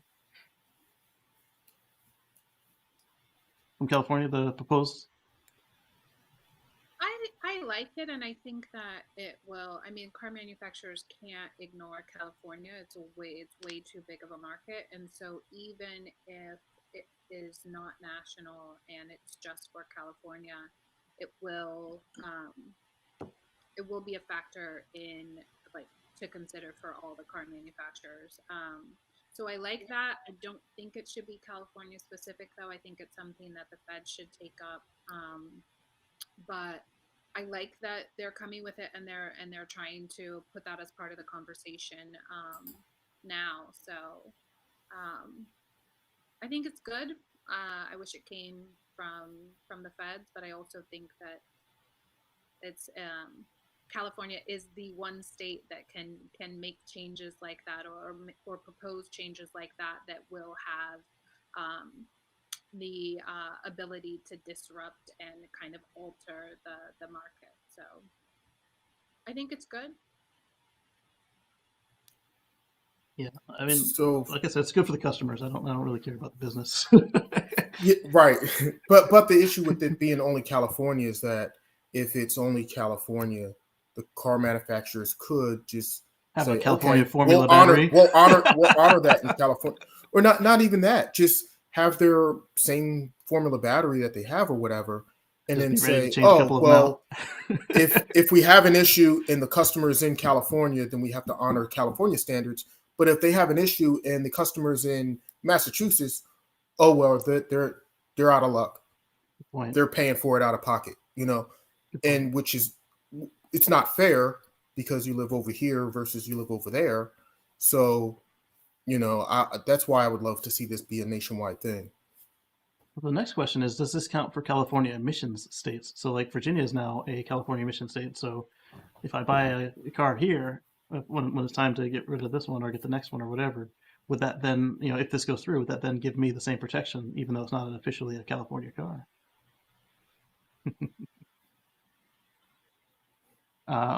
Eddie's asking if your Leaf is still on the original battery. My Leaf, yes, my Leaf is still on the original battery, but my Leaf has a lot less miles on it than my Tesla, and it doesn't. I don't. I don't DC fast charge that. I don't take it on road trips. It's just a back and forth to work type of thing, and it has degraded too. I mean, it's noticeably less less range than original. So Yeah, and that's up in Jersey. Like you haven't taken it out of the state. oh yeah, I've never taken it out of state. I don't even drive that car out of the county. It's just wow. It's just like back and forth to work. Go to the supermarket or whatever, and it's about it's it. a faster, safer NEV for you. It's this. Well, and the thing about vehicle. I mean, the thing about the Leaf, it's smaller and lighter weight, so it's actually more efficient than the Tesla is as far as the amount of electricity that it uses per mile. So, there is that. Plus, I mean, it's a Leaf. I'm not really concerned about the door dings or whatever getting beat up in the parking lot, what have you. So why the shrug, like it's a Leaf? I mean, look, I listen. It's the most economical vehicle I've ever owned. I bought it used, so I got a really good deal on it. Okay, there's like virtually no maintenance at all that you have to do to the thing. Like I said, it uses up the least amount of electricity per mile. It's very efficient. It's not built for speed. It's not built for long road trips, but as a little commuter car back and forth, it's perfect. So I'm happy with it as for its particular use case that I use it for. So I found the tweet where the guy picked up his Model Y with the Tesla Vision system. Delivery was super smooth. Summon and lane departure avoidance disabled for now. Increased follow distance. Hard cap at 75. Requires auto brights or it kicks out of AP. So if you turn off the auto bright setting, it will turn off autopilot. How nice of them. Nothing unexpected just yet. So there you can see he's on 2021.4.15.11, and it had 6 miles when he picked it up. And he shows his screen where he can't turn on the emergency lane departure avoidance. It says emergency lane departure avoidance will be enabled in a future software release. And then he showed us that he can't turn on summon. Same situation. Smart summon beta will be enabled in a future software release. And then he's also got this warning about the cabin camera updates where it says the cabin camera above your rearview mirror can now detect and alert. Is that a typo? Detect and alert driver inattentiveness while autopilot is engaged. Camera data does not leave the car itself, which means the system cannot save or transmit information unless data sharing is enabled. To change your data sharing settings, tap Controls, which is the little car icon on the left, Safety and Security, and Data Sharing on your car's touchscreen. Last I heard of this, the cabin camera was a separate data sharing feature in that menu, rather than being included with the rest of your data sharing. So if that's a concern for you, make sure that if you still want to share the rest of your data, but you don't want them looking at you or being able to use it against you in a crash, make sure you uncheck the cabin camera feature. And that you don't have a choice whether it works or not, but you do have a choice of whether or not that leaves the car with that checkbox. Now, I'm wondering if they make an exception on a crash. Like if you have that turned off, if there's a crash, because anytime there's a crash, the Teslas automatically send a bunch of data to Tesla. And I'm just wondering if in the event of a crash, if that's kind of overwritten and they get that anyway. I don't think that they will send it over the LTE, but I do think that they will stash that thing in the black box, and so you're still at liberties of whatever crash investigator happens to get physical access to your car. Because they said it doesn't leave the car. I don't know. I'm just curious. Yeah, I mean, I can see that would under normal circumstances, yes, but under a crash, I don't know. Well, if look at it this way, if it does send it out and somebody finds out that they've sent it out with the box unchecked, that is exposing them to quite a bit of liability, and they can't say the same if the crash investigator pulls your black box and then says, "Oh, you weren't looking at the road at the time of the crash. You were like off into space over here," and they didn't leave the car. They pulled it out of the car to get that. So at that point, they're not violating what they promised you. True. Novato, Nuevo Lardo, Mexico, 240 miles. Tupelo Swamp, Louisiana, 286 miles. Yeah, so unless customs is an issue for them, then depending on how long it takes to get through customs at 20 miles, at 40 miles between Mexico and Louisiana, could make quite a difference. I think it would be worth the 40 miles just to go to Louisiana versus taking it over the border. Yeah, twice. But thanks for mapping that out. Yeah, I appreciate it. I definitely appreciate it. So if it's pure distance and they can get a good, they probably already have a decent working relationship with Mexico, being that they, might accidentally drop a rocket on Mexico at any point. So at that point, it could be a toss-up. Maybe do half and half, and then they just figure out what works best for them. I just think the extra 40 miles is just going to be worth it. Go to Louisiana. Oh, yes. Because you got to figure going across the border to go back across the border. It's not like they go across the border and just take a U-turn and go straight through. They'd have to go across the border, have some type of facility set up there so they can say it came from this facility. Yeah. And then take it back over. And just for customs and everything else, and it just, to me, it would just make more sense to take it to Louisiana. I can see that. So, some folks were trolling the patents and found some cool stuff about Cybertruck. One of which is a 610-mile range. Eye tracking, mirror adjustments. That sounds really cool to me. These off-road mode that's got your angles. The forward-facing camera that you can. I hope that's a forward-facing camera. You can look and see the trail ahead of you. you can see a little bit of the new interface, so that you can see the music interface down there. And so if this is version 11 of the software, it's looking great. You can see just all kinds of stuff about the truck. Another one I saw had the camp mode feature where they have the grills and stuff hanging out the back. Let's see if this guy's Wait a got minute! Don't bury the lead here. That's 610 miles of range. That's serious. 610 miles of range, So, baby. they did say the tri-motor would be 500 plus. Plus, They didn't say how much. So if it's, if we're looking at over 600 miles of range, that's huge. it is. I mean, they did, like, for example, with the Ford Lightning, it came out that that 300-mile range that they said was for with 1,000 pounds of load in the Right. in the bed, right? Yeah. So empty, they were looking at over 400 miles of range or something like that. So now it's like, well, if the Cybertruck is getting 600, here we go. Elon will not be bested by anyone. Eddie Elon strikes again.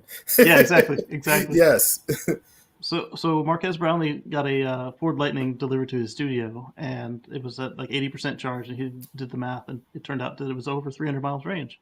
And the engineers told him that was because they did their estimate with 1,000 pounds of payload. So that's good for everybody. And same for this. If this thing really does 610 empty, that's going to be awesome. And here's the one I was talking about where you can control the stovetop from the screen. In steak mode. Oh, that's awesome. Yes, I still like the Cybertruck tent way better than the Rivian tent, and on top of it being a bigger vehicle, you get a bigger tent on the bigger vehicle, so I think that this will be more comfortable, and it's cheaper. Let's see if this article has any other pictures. This one's got a video. Here's some pictures on Torque News' site, Twitter. So same one we saw earlier with the cameras, off-road mode, and the stovetop mode. And then this looks like the charging screen. So 46 minutes remaining at 510 miles already at 46 minutes remaining. No, maybe that's what it's set to, is 510. It's at 32% with 112 remaining. I just like the way the screen is set up. That's phenomenal. Let's go back to that article. I don't think I can go back to it. Oh, you didn't see what I was looking at. I was on another tab. I'm sorry. So I was looking at bigger versions of these pictures. And then there was a video of it. I don't know if I can play the video or not.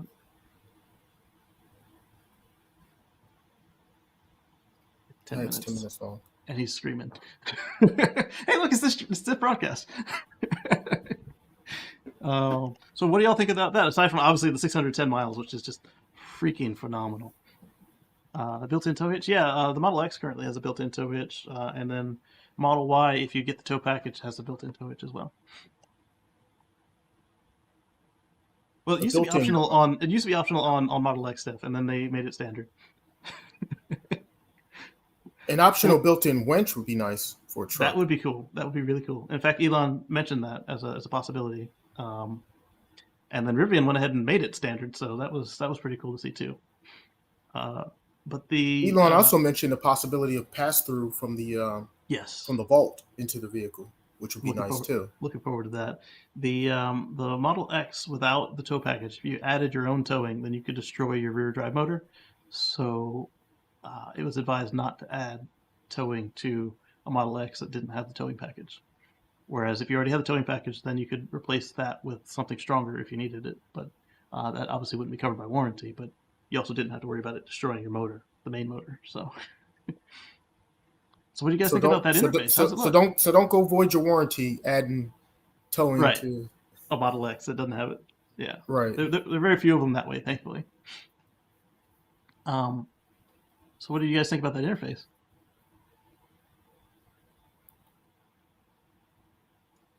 I mean, I'm not buying a Cybertruck, so I'm not super excited. I'm not a truck guy, so I'm not super excited. So what do you think about that interface on your Model S? On my current Model S? Yeah. on the new screen you got. I mean, it's okay. I mean, I don't really get hyped like that. I mean, I just want the car to perform, you know. Okay. But speaking of which, I did pay my car off. Um, Congrats. I stood up and then I had to walk over there and I had to put my head over the air register because I felt faint. But it was a 7-year lease I had on this car. I mean, 7-year option I had on this car. That's how I got into it. I was making bi-weekly payments. That's how much the Yeah. car costs. And to this day, my wife doesn't know how much this car costs. So I Oh. was making. So I was doing a lot of principal interest payments. But I say all that to say, as EV owners and future EV owners, and for those who are thinking about buying EVs, this is a great way to save some money. Again, no oil change, no gas, no this, no that. And I'm lucky and blessed to have a Powerwall and solar panels, so energy bill is down. So I found extra money that where I just started throwing into my car payment, and then I just paid it off.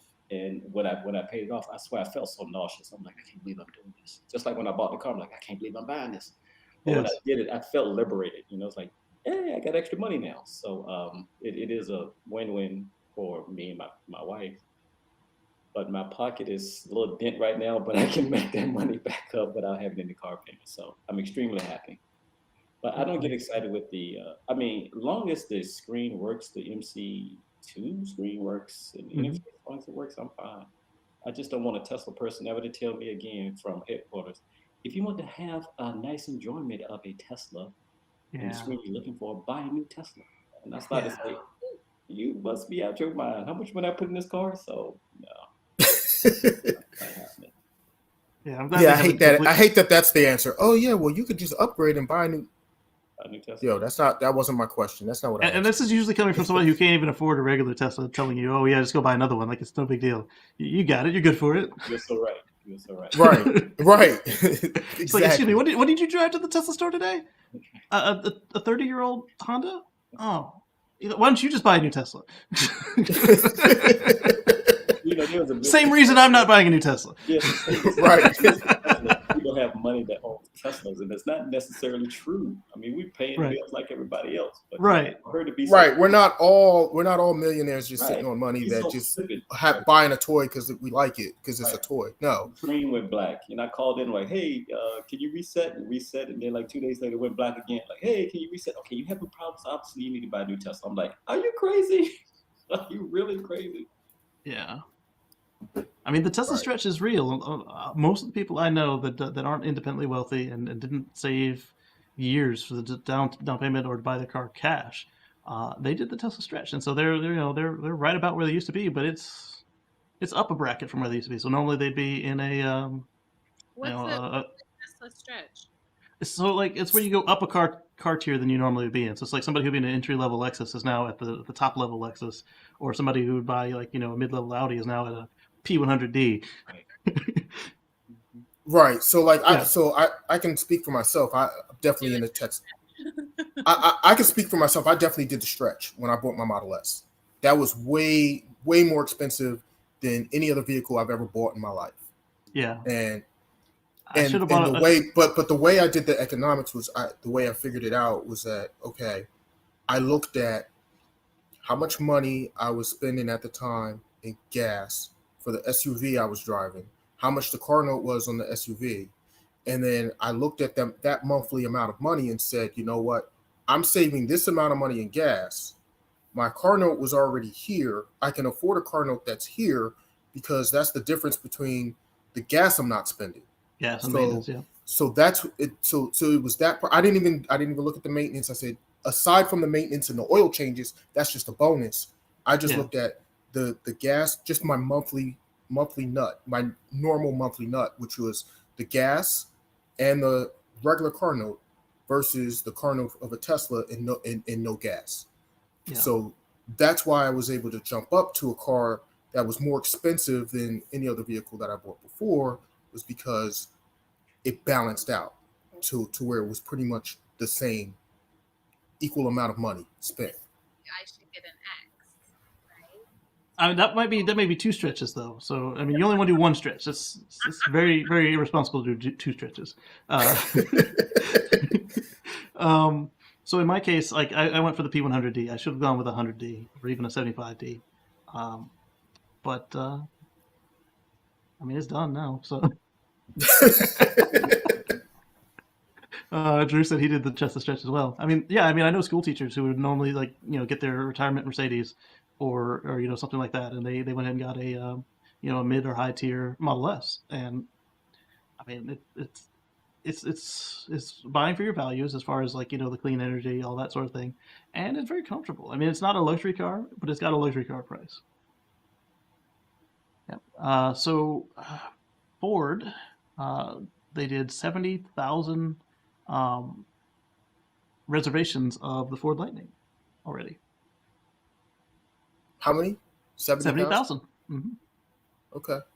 Yep. Okay. I think Tesla did more than that in the They first sure day did on the in the first Cybertruck, day. but I was going to share the article, but it turned out the article was one of them. You know how the media sometimes likes to poop on Tesla while giving news, and like there was no point in pooping on Tesla to say that Ford did a good job. So I'm not going to share that article. And we talked about the Rivian deliveries being pushed back to July, and here's something else that came up with the patents. I thought it was really cool. In the interface, it looks like the Cyber trailer is a real deal. Tesla Cybertruck's futuristic trailer may be the perfect tool for cyber living. Who's up for an adventure? And then you can see the Cyber trailer, and you see it says attach. So you might not even need to get out to hook up the trailer. that'd be nice. Wow. I hope he had good insurance on that, Robert Williams. Whoa. Wow. What? What kind of violent neighborhood does he live in? That is crazy. Yes. Wow. Morton, I think they were the same price. I think the Ford did it on purpose. They were both $100 refundable. But the most of the trims of Cybertruck are cheaper than most of the trims of the Ford. I think there's one F-150 that's as cheap. I wouldn't call it cheaper because it's actually, I think it was actually a couple $100 higher, but it was still in that same $39 range, $39,000 range. Yeah, but that's a cool looking photo right there. That's what I've got with that. I think that Cyber trailer would make a great little tiny house. Camper, It could. It definitely could. Why don't you just buy it and stop salivating over it? Well, you need to tell Elon 2 more weeks. Oh, so speaking of electric Fords, how do you guys think that the Bronco should be a EV? I was surprised to see that it wasn't launched as an EV to begin with. So I think this is righting a wrong in my book. So they brought the Bronco back, but not as an EV. Now they're going to do an EV Bronco. Yep. Yeah. Well, this is interesting. I interviewed one of my, I guess I can call him a good friend. He still works for Ford in Michigan, and I see him once a year. And unfortunately, I didn't see him this year because of COVID. Comes down for the DC Auto Show, and he told me, and I have this actually on my show, that all cars with the letter F will be no longer in existence. They won't be making them, like the Focus, the Flex, and he was going down a list of cars, and this was in 2019. He said, "Yeah, we're going to start doing electric cars to include the F-150." And I literally almost dropped my phone. I'm like, "Is he telling me this? Is this breaking news?" This is actually, I have this on video. He said, "We're going to do that." We were standing in front of the Mach-E. He said, "Yeah, we're going to start doing other trucks as well, because we're going to just make a shift away from these gasoline cars and just to address electrical cars." So it's always quite interesting because Ford is always I shouldn't say they're in a partnership with the fuel companies, but also I think the fuel companies are now kind of getting a little, I would say they might be feeling like they're jilted children now, because a lot of manufacturers are going towards electric. So it's going to be interesting to see that Bronco comes out. If Ford F-150 really takes off, then I think it's no limit of what Ford is going to do as far as electricity is concerned.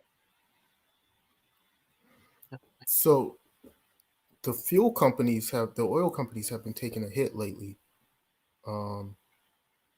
there was some news that came out recently about that.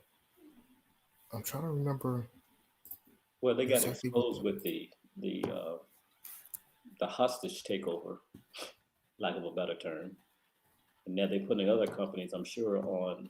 And it's ironic because Casey and I was in Waldorf. What date was that? That was the 16th of uh, May, right? Yeah. And we had the regional vice president for Wawa, which is a gas company, for those who don't know. He drove his Tesla down to Waldorf to see our grand opening of our 50th supercharger, their 50th supercharger, actually the first one in the state of Maryland that is on Wawa's land.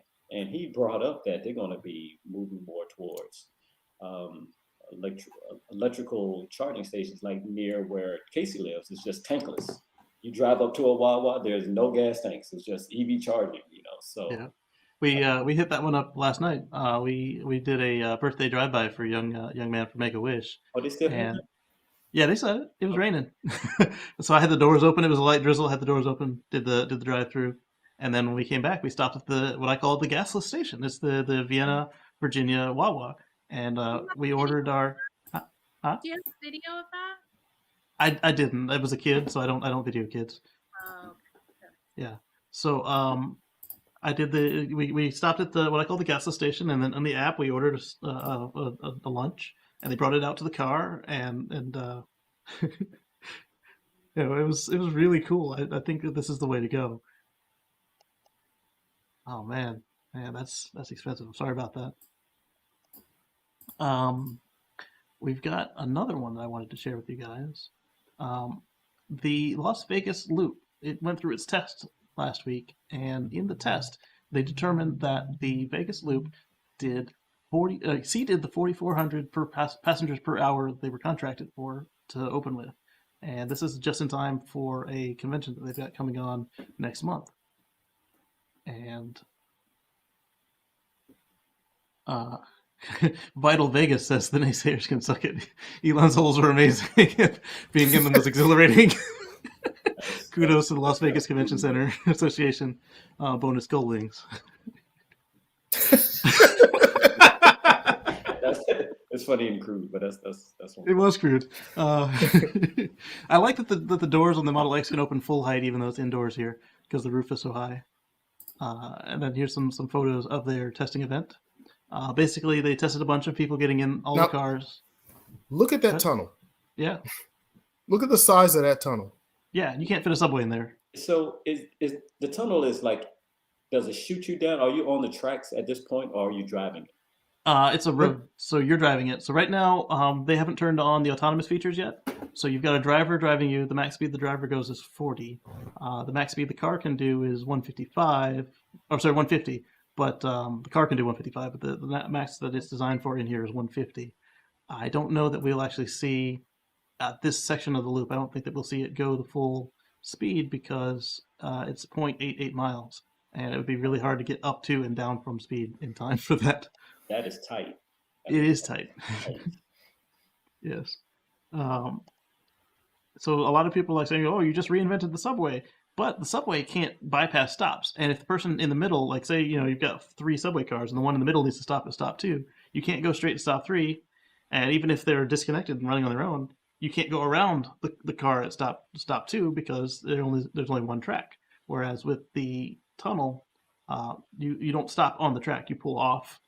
Like an exit, and it pulls off and lets you out. So the rest of the folks aren't, held up by that, which is good. Let's see if I can't make this a little bigger. What we have is they've been approved for. Now, what's interesting about the tunnel size, I was just looking. They can afford to make that tunnel smaller than a regular tunnel because they don't.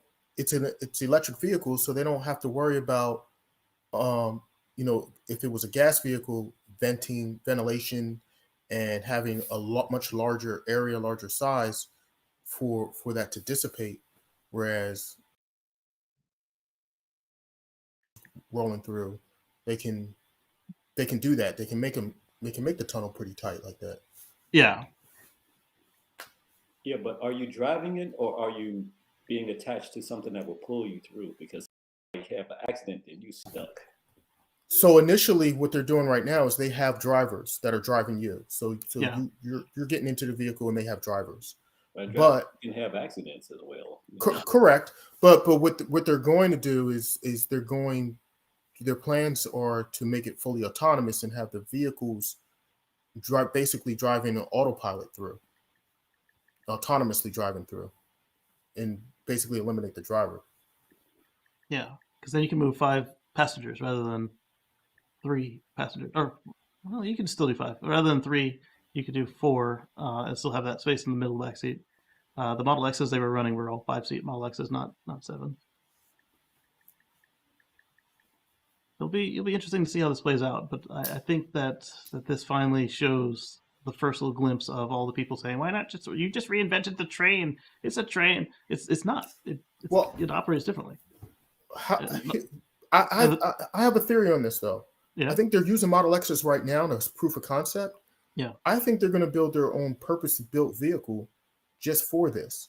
they So certainly could. basically, the bread box, Yeah, right? the Just one to that they showed transport us those vehicle. years ago. Yeah, It's basically a big box transport vehicle that doesn't need all the bells and whistles of a model that the Model X has. It just needs to move people, yeah, and be fully autonomous and drive itself through. yep, And I mean, that would make sense to me. yeah.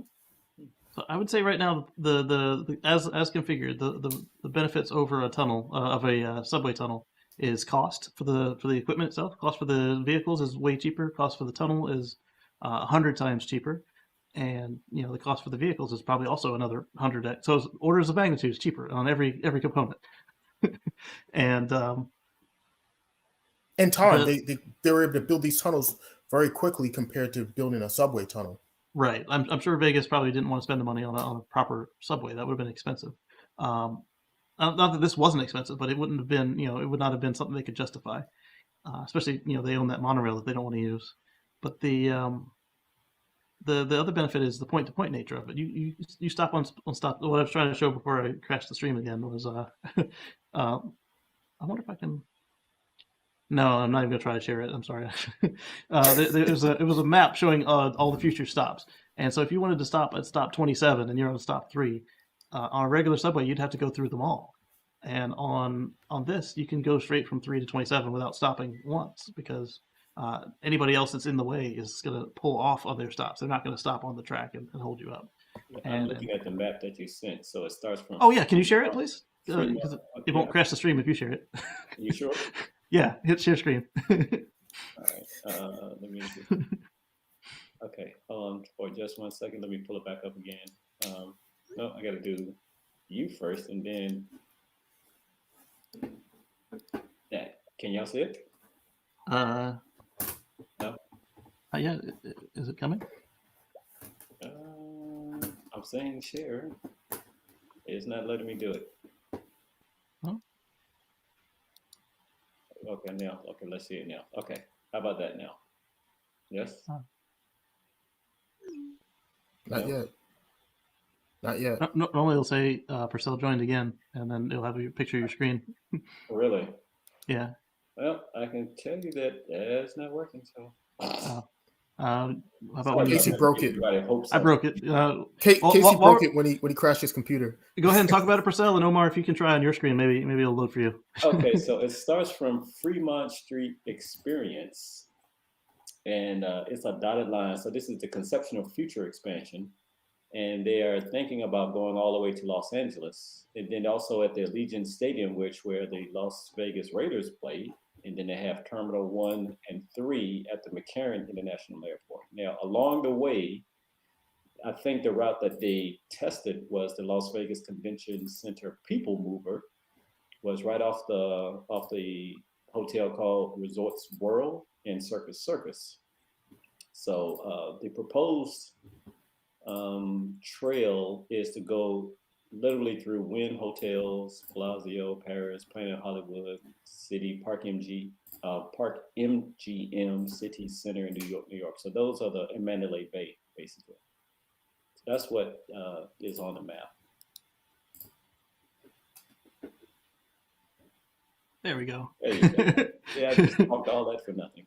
Can you see it now? Yeah, we see it now. It's Yeah. a huge expansion. So the original section, the 3 stops at the convention center are free, but the rest of them should be a little bit cheaper than an Uber. You're making it smaller for those who probably are. Yeah, you probably better if you just I like was regular I was size and just trying scroll on to. it. You think making it bigger is better? Yeah, bigger and just He can scroll go. on it. Yeah, he can. There you go. So he can. All right. So the original, so the non-dash portion is today's tunnel, the 3 stops at Convention Center.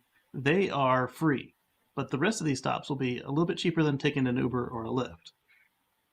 right, so you can go all the way down the strip. So start at the top, Casey, again, where there you go, right there. At Fremont Street. Right. So that's the old strip, the Fremont Yep. Street. And then it's going all the way down where the Stratosphere is. Yep. Mm-hmm. And multiple stops here. Mm-hmm. And here's the Vegas, the Convention Center strip. Yep. That's the part that Casey, you said is free. Yep, it's free, and that's the one that just opened up, or will be opening up next month. The one that just passed the test. Okay, so that's that solid line. Yep. And then all these other dotted lines, these are all the other stops along the way. And it's pretty much stopping everywhere along the strip. Yeah. Which is awesome. And then going all the way down to the airport, which is great. Yes. Now, is there an LA, now, Nevada, or is that LA, Los Angeles, California? I think their future expansion is to go to LA, California. Wow. Eventually. And it's a long time in a tunnel, though. I'd want yeah, it is. I'd like to have that 155 at that point. Well, I would figure with that distance you would be traveling at max speed. Yeah. I think that all along that trunk line you'll be doing 150, and then on those branches you might be doing 50 to 40 miles an hour, like the current. Stop. They look like they stop in every few, not even a mile or two. Right. But remember, each one of those is a separate stop that it can make, but it's not stopping at every stop. So the vehicle is only taking you directly straight to whichever stop is your stop. Yeah. Because it doesn't stop on the line. It pulls off to do the stop. Let me see if I can't find a video. So if you're starting off up here, like let's say you're starting off at the Stratosphere and you get on, and the vehicle that you're getting onto, you say, okay, I want to go down to MGM. It's not going to stop at Circus and all these other places. It's just going to go straight down the line and take you straight down to MGM and stop there. Right. But isn't traffic or cars ahead of you somehow? Or is it time that every so often a vehicle will leave? So it may be a car ahead of you, and you're following behind that car, but then that car is going to pull off to the side and stop to wherever it's stopping at, and you're just going to keep going, go past it. Remember, there's no stoplights, there's no cross traffic, so there's nothing to really impede the flow of traffic. So the other vehicle that may be ahead of you may be, it may be quite a bit ahead of you, enough to where you don't even have to slow down. So what if I'm at the Bellagio and I want to go to the Luxor? So here comes incoming traffic. So I'm gonna have to wait for that traffic to pass. Then I get on at the Bellagio, and then I get on the track to the Luxor, right? Yeah, you would wait if there's a car in the way, but I mean the car is going to be in the way for what, a couple seconds at 100 miles an hour. I mean, you've seen your car accelerate, right? and if you think about it, if the cars are autonomous and they can talk to each other, right? Then that makes it even more efficient, because the cars will know, every car will know where the other car is at, and make it, and you can make a really efficient, getting on and off. Is it going to be though? Have you ever seen people like get in and out of cars when they have stuff and kids? Well, that's why I said if it's autonomous, it'll be efficient, because the computer will be doing it, not people. See, people are really bad at it, but a computerized computer doing it, getting on and off, can be very efficient, especially if adjust for like how slowly people get in and out, so that variable is going to interrupt just the cars moving and communicating, because you're going to have me with my luggage and my kid, and we're getting in slowly, so that in my mind at least would throw off like the synchronization and communication. But maybe well, see how Well, it no, works. that part wouldn't throw it off because see how this works is you're going to be loading up, right? You load up here. By the time you get loaded up and everything, and the car says, "Okay, I'm ready to move," then it's communicating with all the other cars that are already moving, and it knows where all the other cars are, and the other cars know that this one's coming in. So Yeah, so then it say becomes you're in this very X. efficient. Yeah, so you're in this X. You've loaded up. You're ready to go. You push the "I'm ready to go" button. Your car says okay. Your car tells the rest of them, "I'm leaving in 3 seconds." This Model 3 says, "No, I'll be there in 3 seconds. You need to wait till 4 seconds," and then after 4 seconds, your car would actually go get on the track. Right. yeah, I Because if you're both there at 3 seconds, that's a collision. Right. Right. Ooh. Okay. Yeah. And because of the way that this lined up there is you actually have to pull off the track to do your exit. So you're not like a subway where, all right, they stop, open the doors, everybody gets out, and like you said, you get the walker, you got the bags. The only thing I don't know is how they're handling ADA compliance, and I'm curious to see what they're going to do about that. But I've seen on some of the loops, I've seen the folks you can see the emergency exits, but I'm curious how So it all really works. that's why I think they're going to build a different vehicle that's purposely built for this. Yeah. So that bread box vehicle could have a little ramp to it or whatever, Right. and it can be fully ADA compliant with no problem because it would be a purpose built vehicle for this application. Yeah, because right now Model X, it can't really be modified except it can't take a wheelchair lift very easily for like a powered chair. It can very easily handle a manual chair. One thing they could also do with X and Y is they could make like an airport cart, and you could load the wheelchairs into that, just drive them in, and and it'll just tow them. This looks a little like the one at Disney. I mean, you the big could. one. You Yeah, the big could. one. and they're like 100 miles an hour, just all. Oh, I wouldn't take the Disney thing at 100 miles an hour, but I mean, if you know that thing's in the pipe, then the cars behind it will only do 50.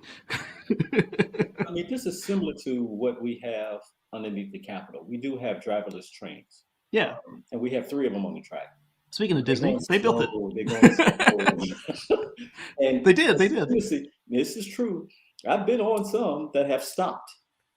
But Yeah. we got big wide spaces when they come. They say, "Don't panic. Somebody's on the way. They're working it. They come in or whatever." Yeah. But in this instance that I saw the photo where it's small, what if a vehicle stops for some given reason? I mean, then you have like, how are you going to get emergency personnel, or if that has to be personnel down there? So that's where what Robert Williams was pointing out, the trolley lifting the car up. That was what James described to us. He's a wreck operator. James said they've got solutions already today that will work, but being Tesla, they can Frankenstein some of their own stuff to work even better, like they did with the rockets. All the rockets today use Model S batteries, and then Terry was asking, how will these cars charge? Will that be automatic too? I think this will also be where we first see the snake chargers. Or at the moment, maybe the first thing they do is they remove the drivers, and then the car comes back to the nearest charging station, and then asks the attendant to plug it in. But I think this will be also a good way for them to test out the snake charger. I think this is going to be exciting to watch it unfold. I would love to get on it when they, the week that they remove the drivers from the system. I think it's going to be interesting to see them solve all these problems. Yeah. There's a lot they have to solve, and I'm just curious how they plan to do it. And heaven forbid if there's an accident, then it's going to be, see, there we go again, Tesla. Yeah, it will. But hopefully they'll have an answer for whatever happened. Because like Dan just said, the roller coaster stopped in mid ride the other day. It's not perfect. It's made by humans. It's going to fail, and it will be interesting to see what the failure modes are and how they handle it. Yeah. The biggest thing is going to be safety. So yes. If like Purcell was saying, if one car fails for whatever reason mid tunnel and it stops, the other cars behind it, they're gonna all have to stop and know ahead of time with enough distance that they stop safely without causing a pileup and just ramming into the car in front of it. Well, so all the cars in the tunnel have radar. Yeah, we have 3 trains underground, or trains. Yeah. I shouldn't say trains. And so if one stops, the other 2 will stop too. Yeah. However, it's the part of the panic that you can't get out because the door's automatically locked. Yeah. When you get out, then you got a senator down there going, all right, now I got to get up to and vote on this important bill. I mean, so Yes. it's always a precedence of people coming down and saying, okay, we got it fixed. Don't worry. Yeah, and that's the other thing. Like people do have a tendency to panic if something's not right and it doesn't go perfect. And the problem is going to be like in these tunnels, they're so much smaller. You're not really going to be. I mean, how are you? Exactly. You can't even say it. Exactly. Like you're not opening up a Model X doors in that tunnel. Yeah, it doesn't look. That looks too tight for you to be opening up Model X doors, right? Well, and you can open them in emergency mode. They won't open all the way, and you'll have to crawl out. But then where are you going in this tight tunnel? Long walk. Exactly. So I think that at that point they would probably instruct you to stay in the car, because if you're walking the way that the rescue vehicle is coming from, and depending on that would be problematic, right? Yeah, if that's human operated, then you got to hope that the person knows that there's people walking in the tunnel and is keeping the speed down. If it's the car will be fine. It'll stop for people. But if it's like a manual tow operator, he's running in reverse, and you're walking right where his boom is, that could be a mess. So I would hope that the failure mode is, unless it's a fire, that they keep you in the car. It's too tight. Yeah. And by the way, I'm sorry. That looks like it's just one way. It is one way. Do they? Okay. So what about going the opposite way? You can't go back the opposite way. You just have to leave. There's another tunnel. Oh, it's another tunnel side by side? Yeah. Okay. Yeah. So the bare minimum is 2 tunnels going each way, or 1 tunnel going each way, so for a total of 2. And then depending on what you need, they can put more tunnels in parallel to increase throughput. So I think that as they add the extra stops, they'll be well over the 4,400 per hour than they are now, because each stop is adding more cars and more people to the system. And right now it seems that the slowest part of it is loading and unloading the people versus the transit. And it looks like that they've got plenty of spacing. And what's really cool to me about this is they're all electric, and they're solar powered, and this is again fulfilling the mission. And well, this is the same thing that Elon said when we first bought our Teslas, that a car would be driving itself one day. he did. I never forget when he said that you can just summon your car and go out the garage and close the garage door. I'm like, yeah, that's right, that's bullcrap. And lo and behold, it happened. So It did. It could this could actually happen, and if it does, I hope it works well. Yes. It's the same thing like when he said he was going to be, reusing rockets. Who thought that was going to be a thing? Right. Everybody laughed at him and said, "This is impossible. You guys are nuts. That's never going to happen. That nobody can." And now they're doing it like it's, like flying an airplane. It's just like normal, regular. Or if I invite Casey over my house and he can see my solar roof, I'm like, hey man, come over here and take a look at my roof. And right. Guys out there, and then your friend did that.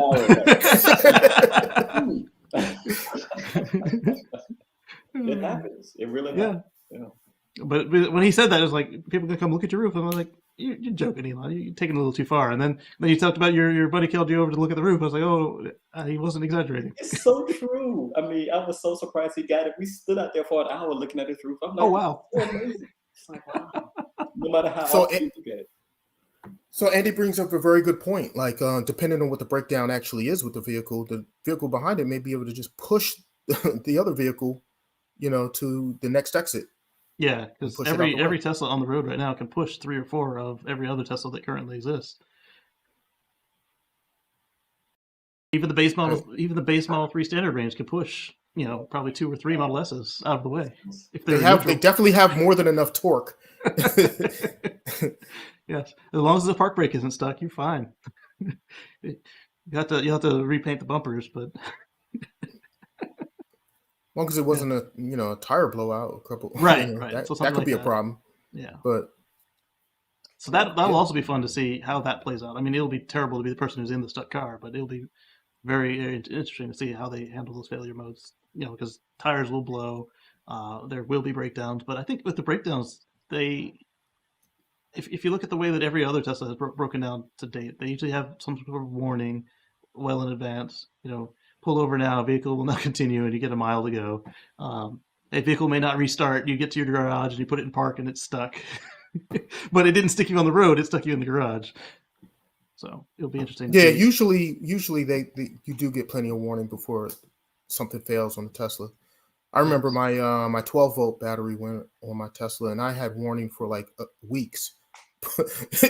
that thing gave me that error message, and I literally drove around in the car for like 2 weeks before I finally got it replaced. And Yeah, I had only just to let you know that the battery is not charging at 12 volts. It's underneath 12 volt max. And I just got mine replaced. They came to my house and replaced mine. This is the second time they replaced mine. But yeah, they came to my house and replaced mine as well. Yeah, she said you can drive it for over 30 days or so, without any problems. But I'm like, no, I'm about to come fix it. I'm so old school. No. Allegedly, you can comfortably get 2 weeks. I got 2 weeks out of mine, but I know some folks like Drew, who commented earlier about his full self drive. His did not give him 2 weeks. They said, "Oh, you'll be fine. We'll come by and get it," and it died like 3 days before his appointment. Yeah. So when I get my message, I'm making sure they come out and get me, or I have one ready to go. And since I'm out of warranty now, I'll probably have one of them lithium replacements ready to go. So I want to reach out and thank Zach and Chris again for their kind donations. And I want to thank everybody for watching today. We've gone a little over our normal schedule, but it was a good, fun discussion. I'm going to play this intro, and then we'll end the stream, and then us hosts will chat for a bit, and we will catch you all on the flip side.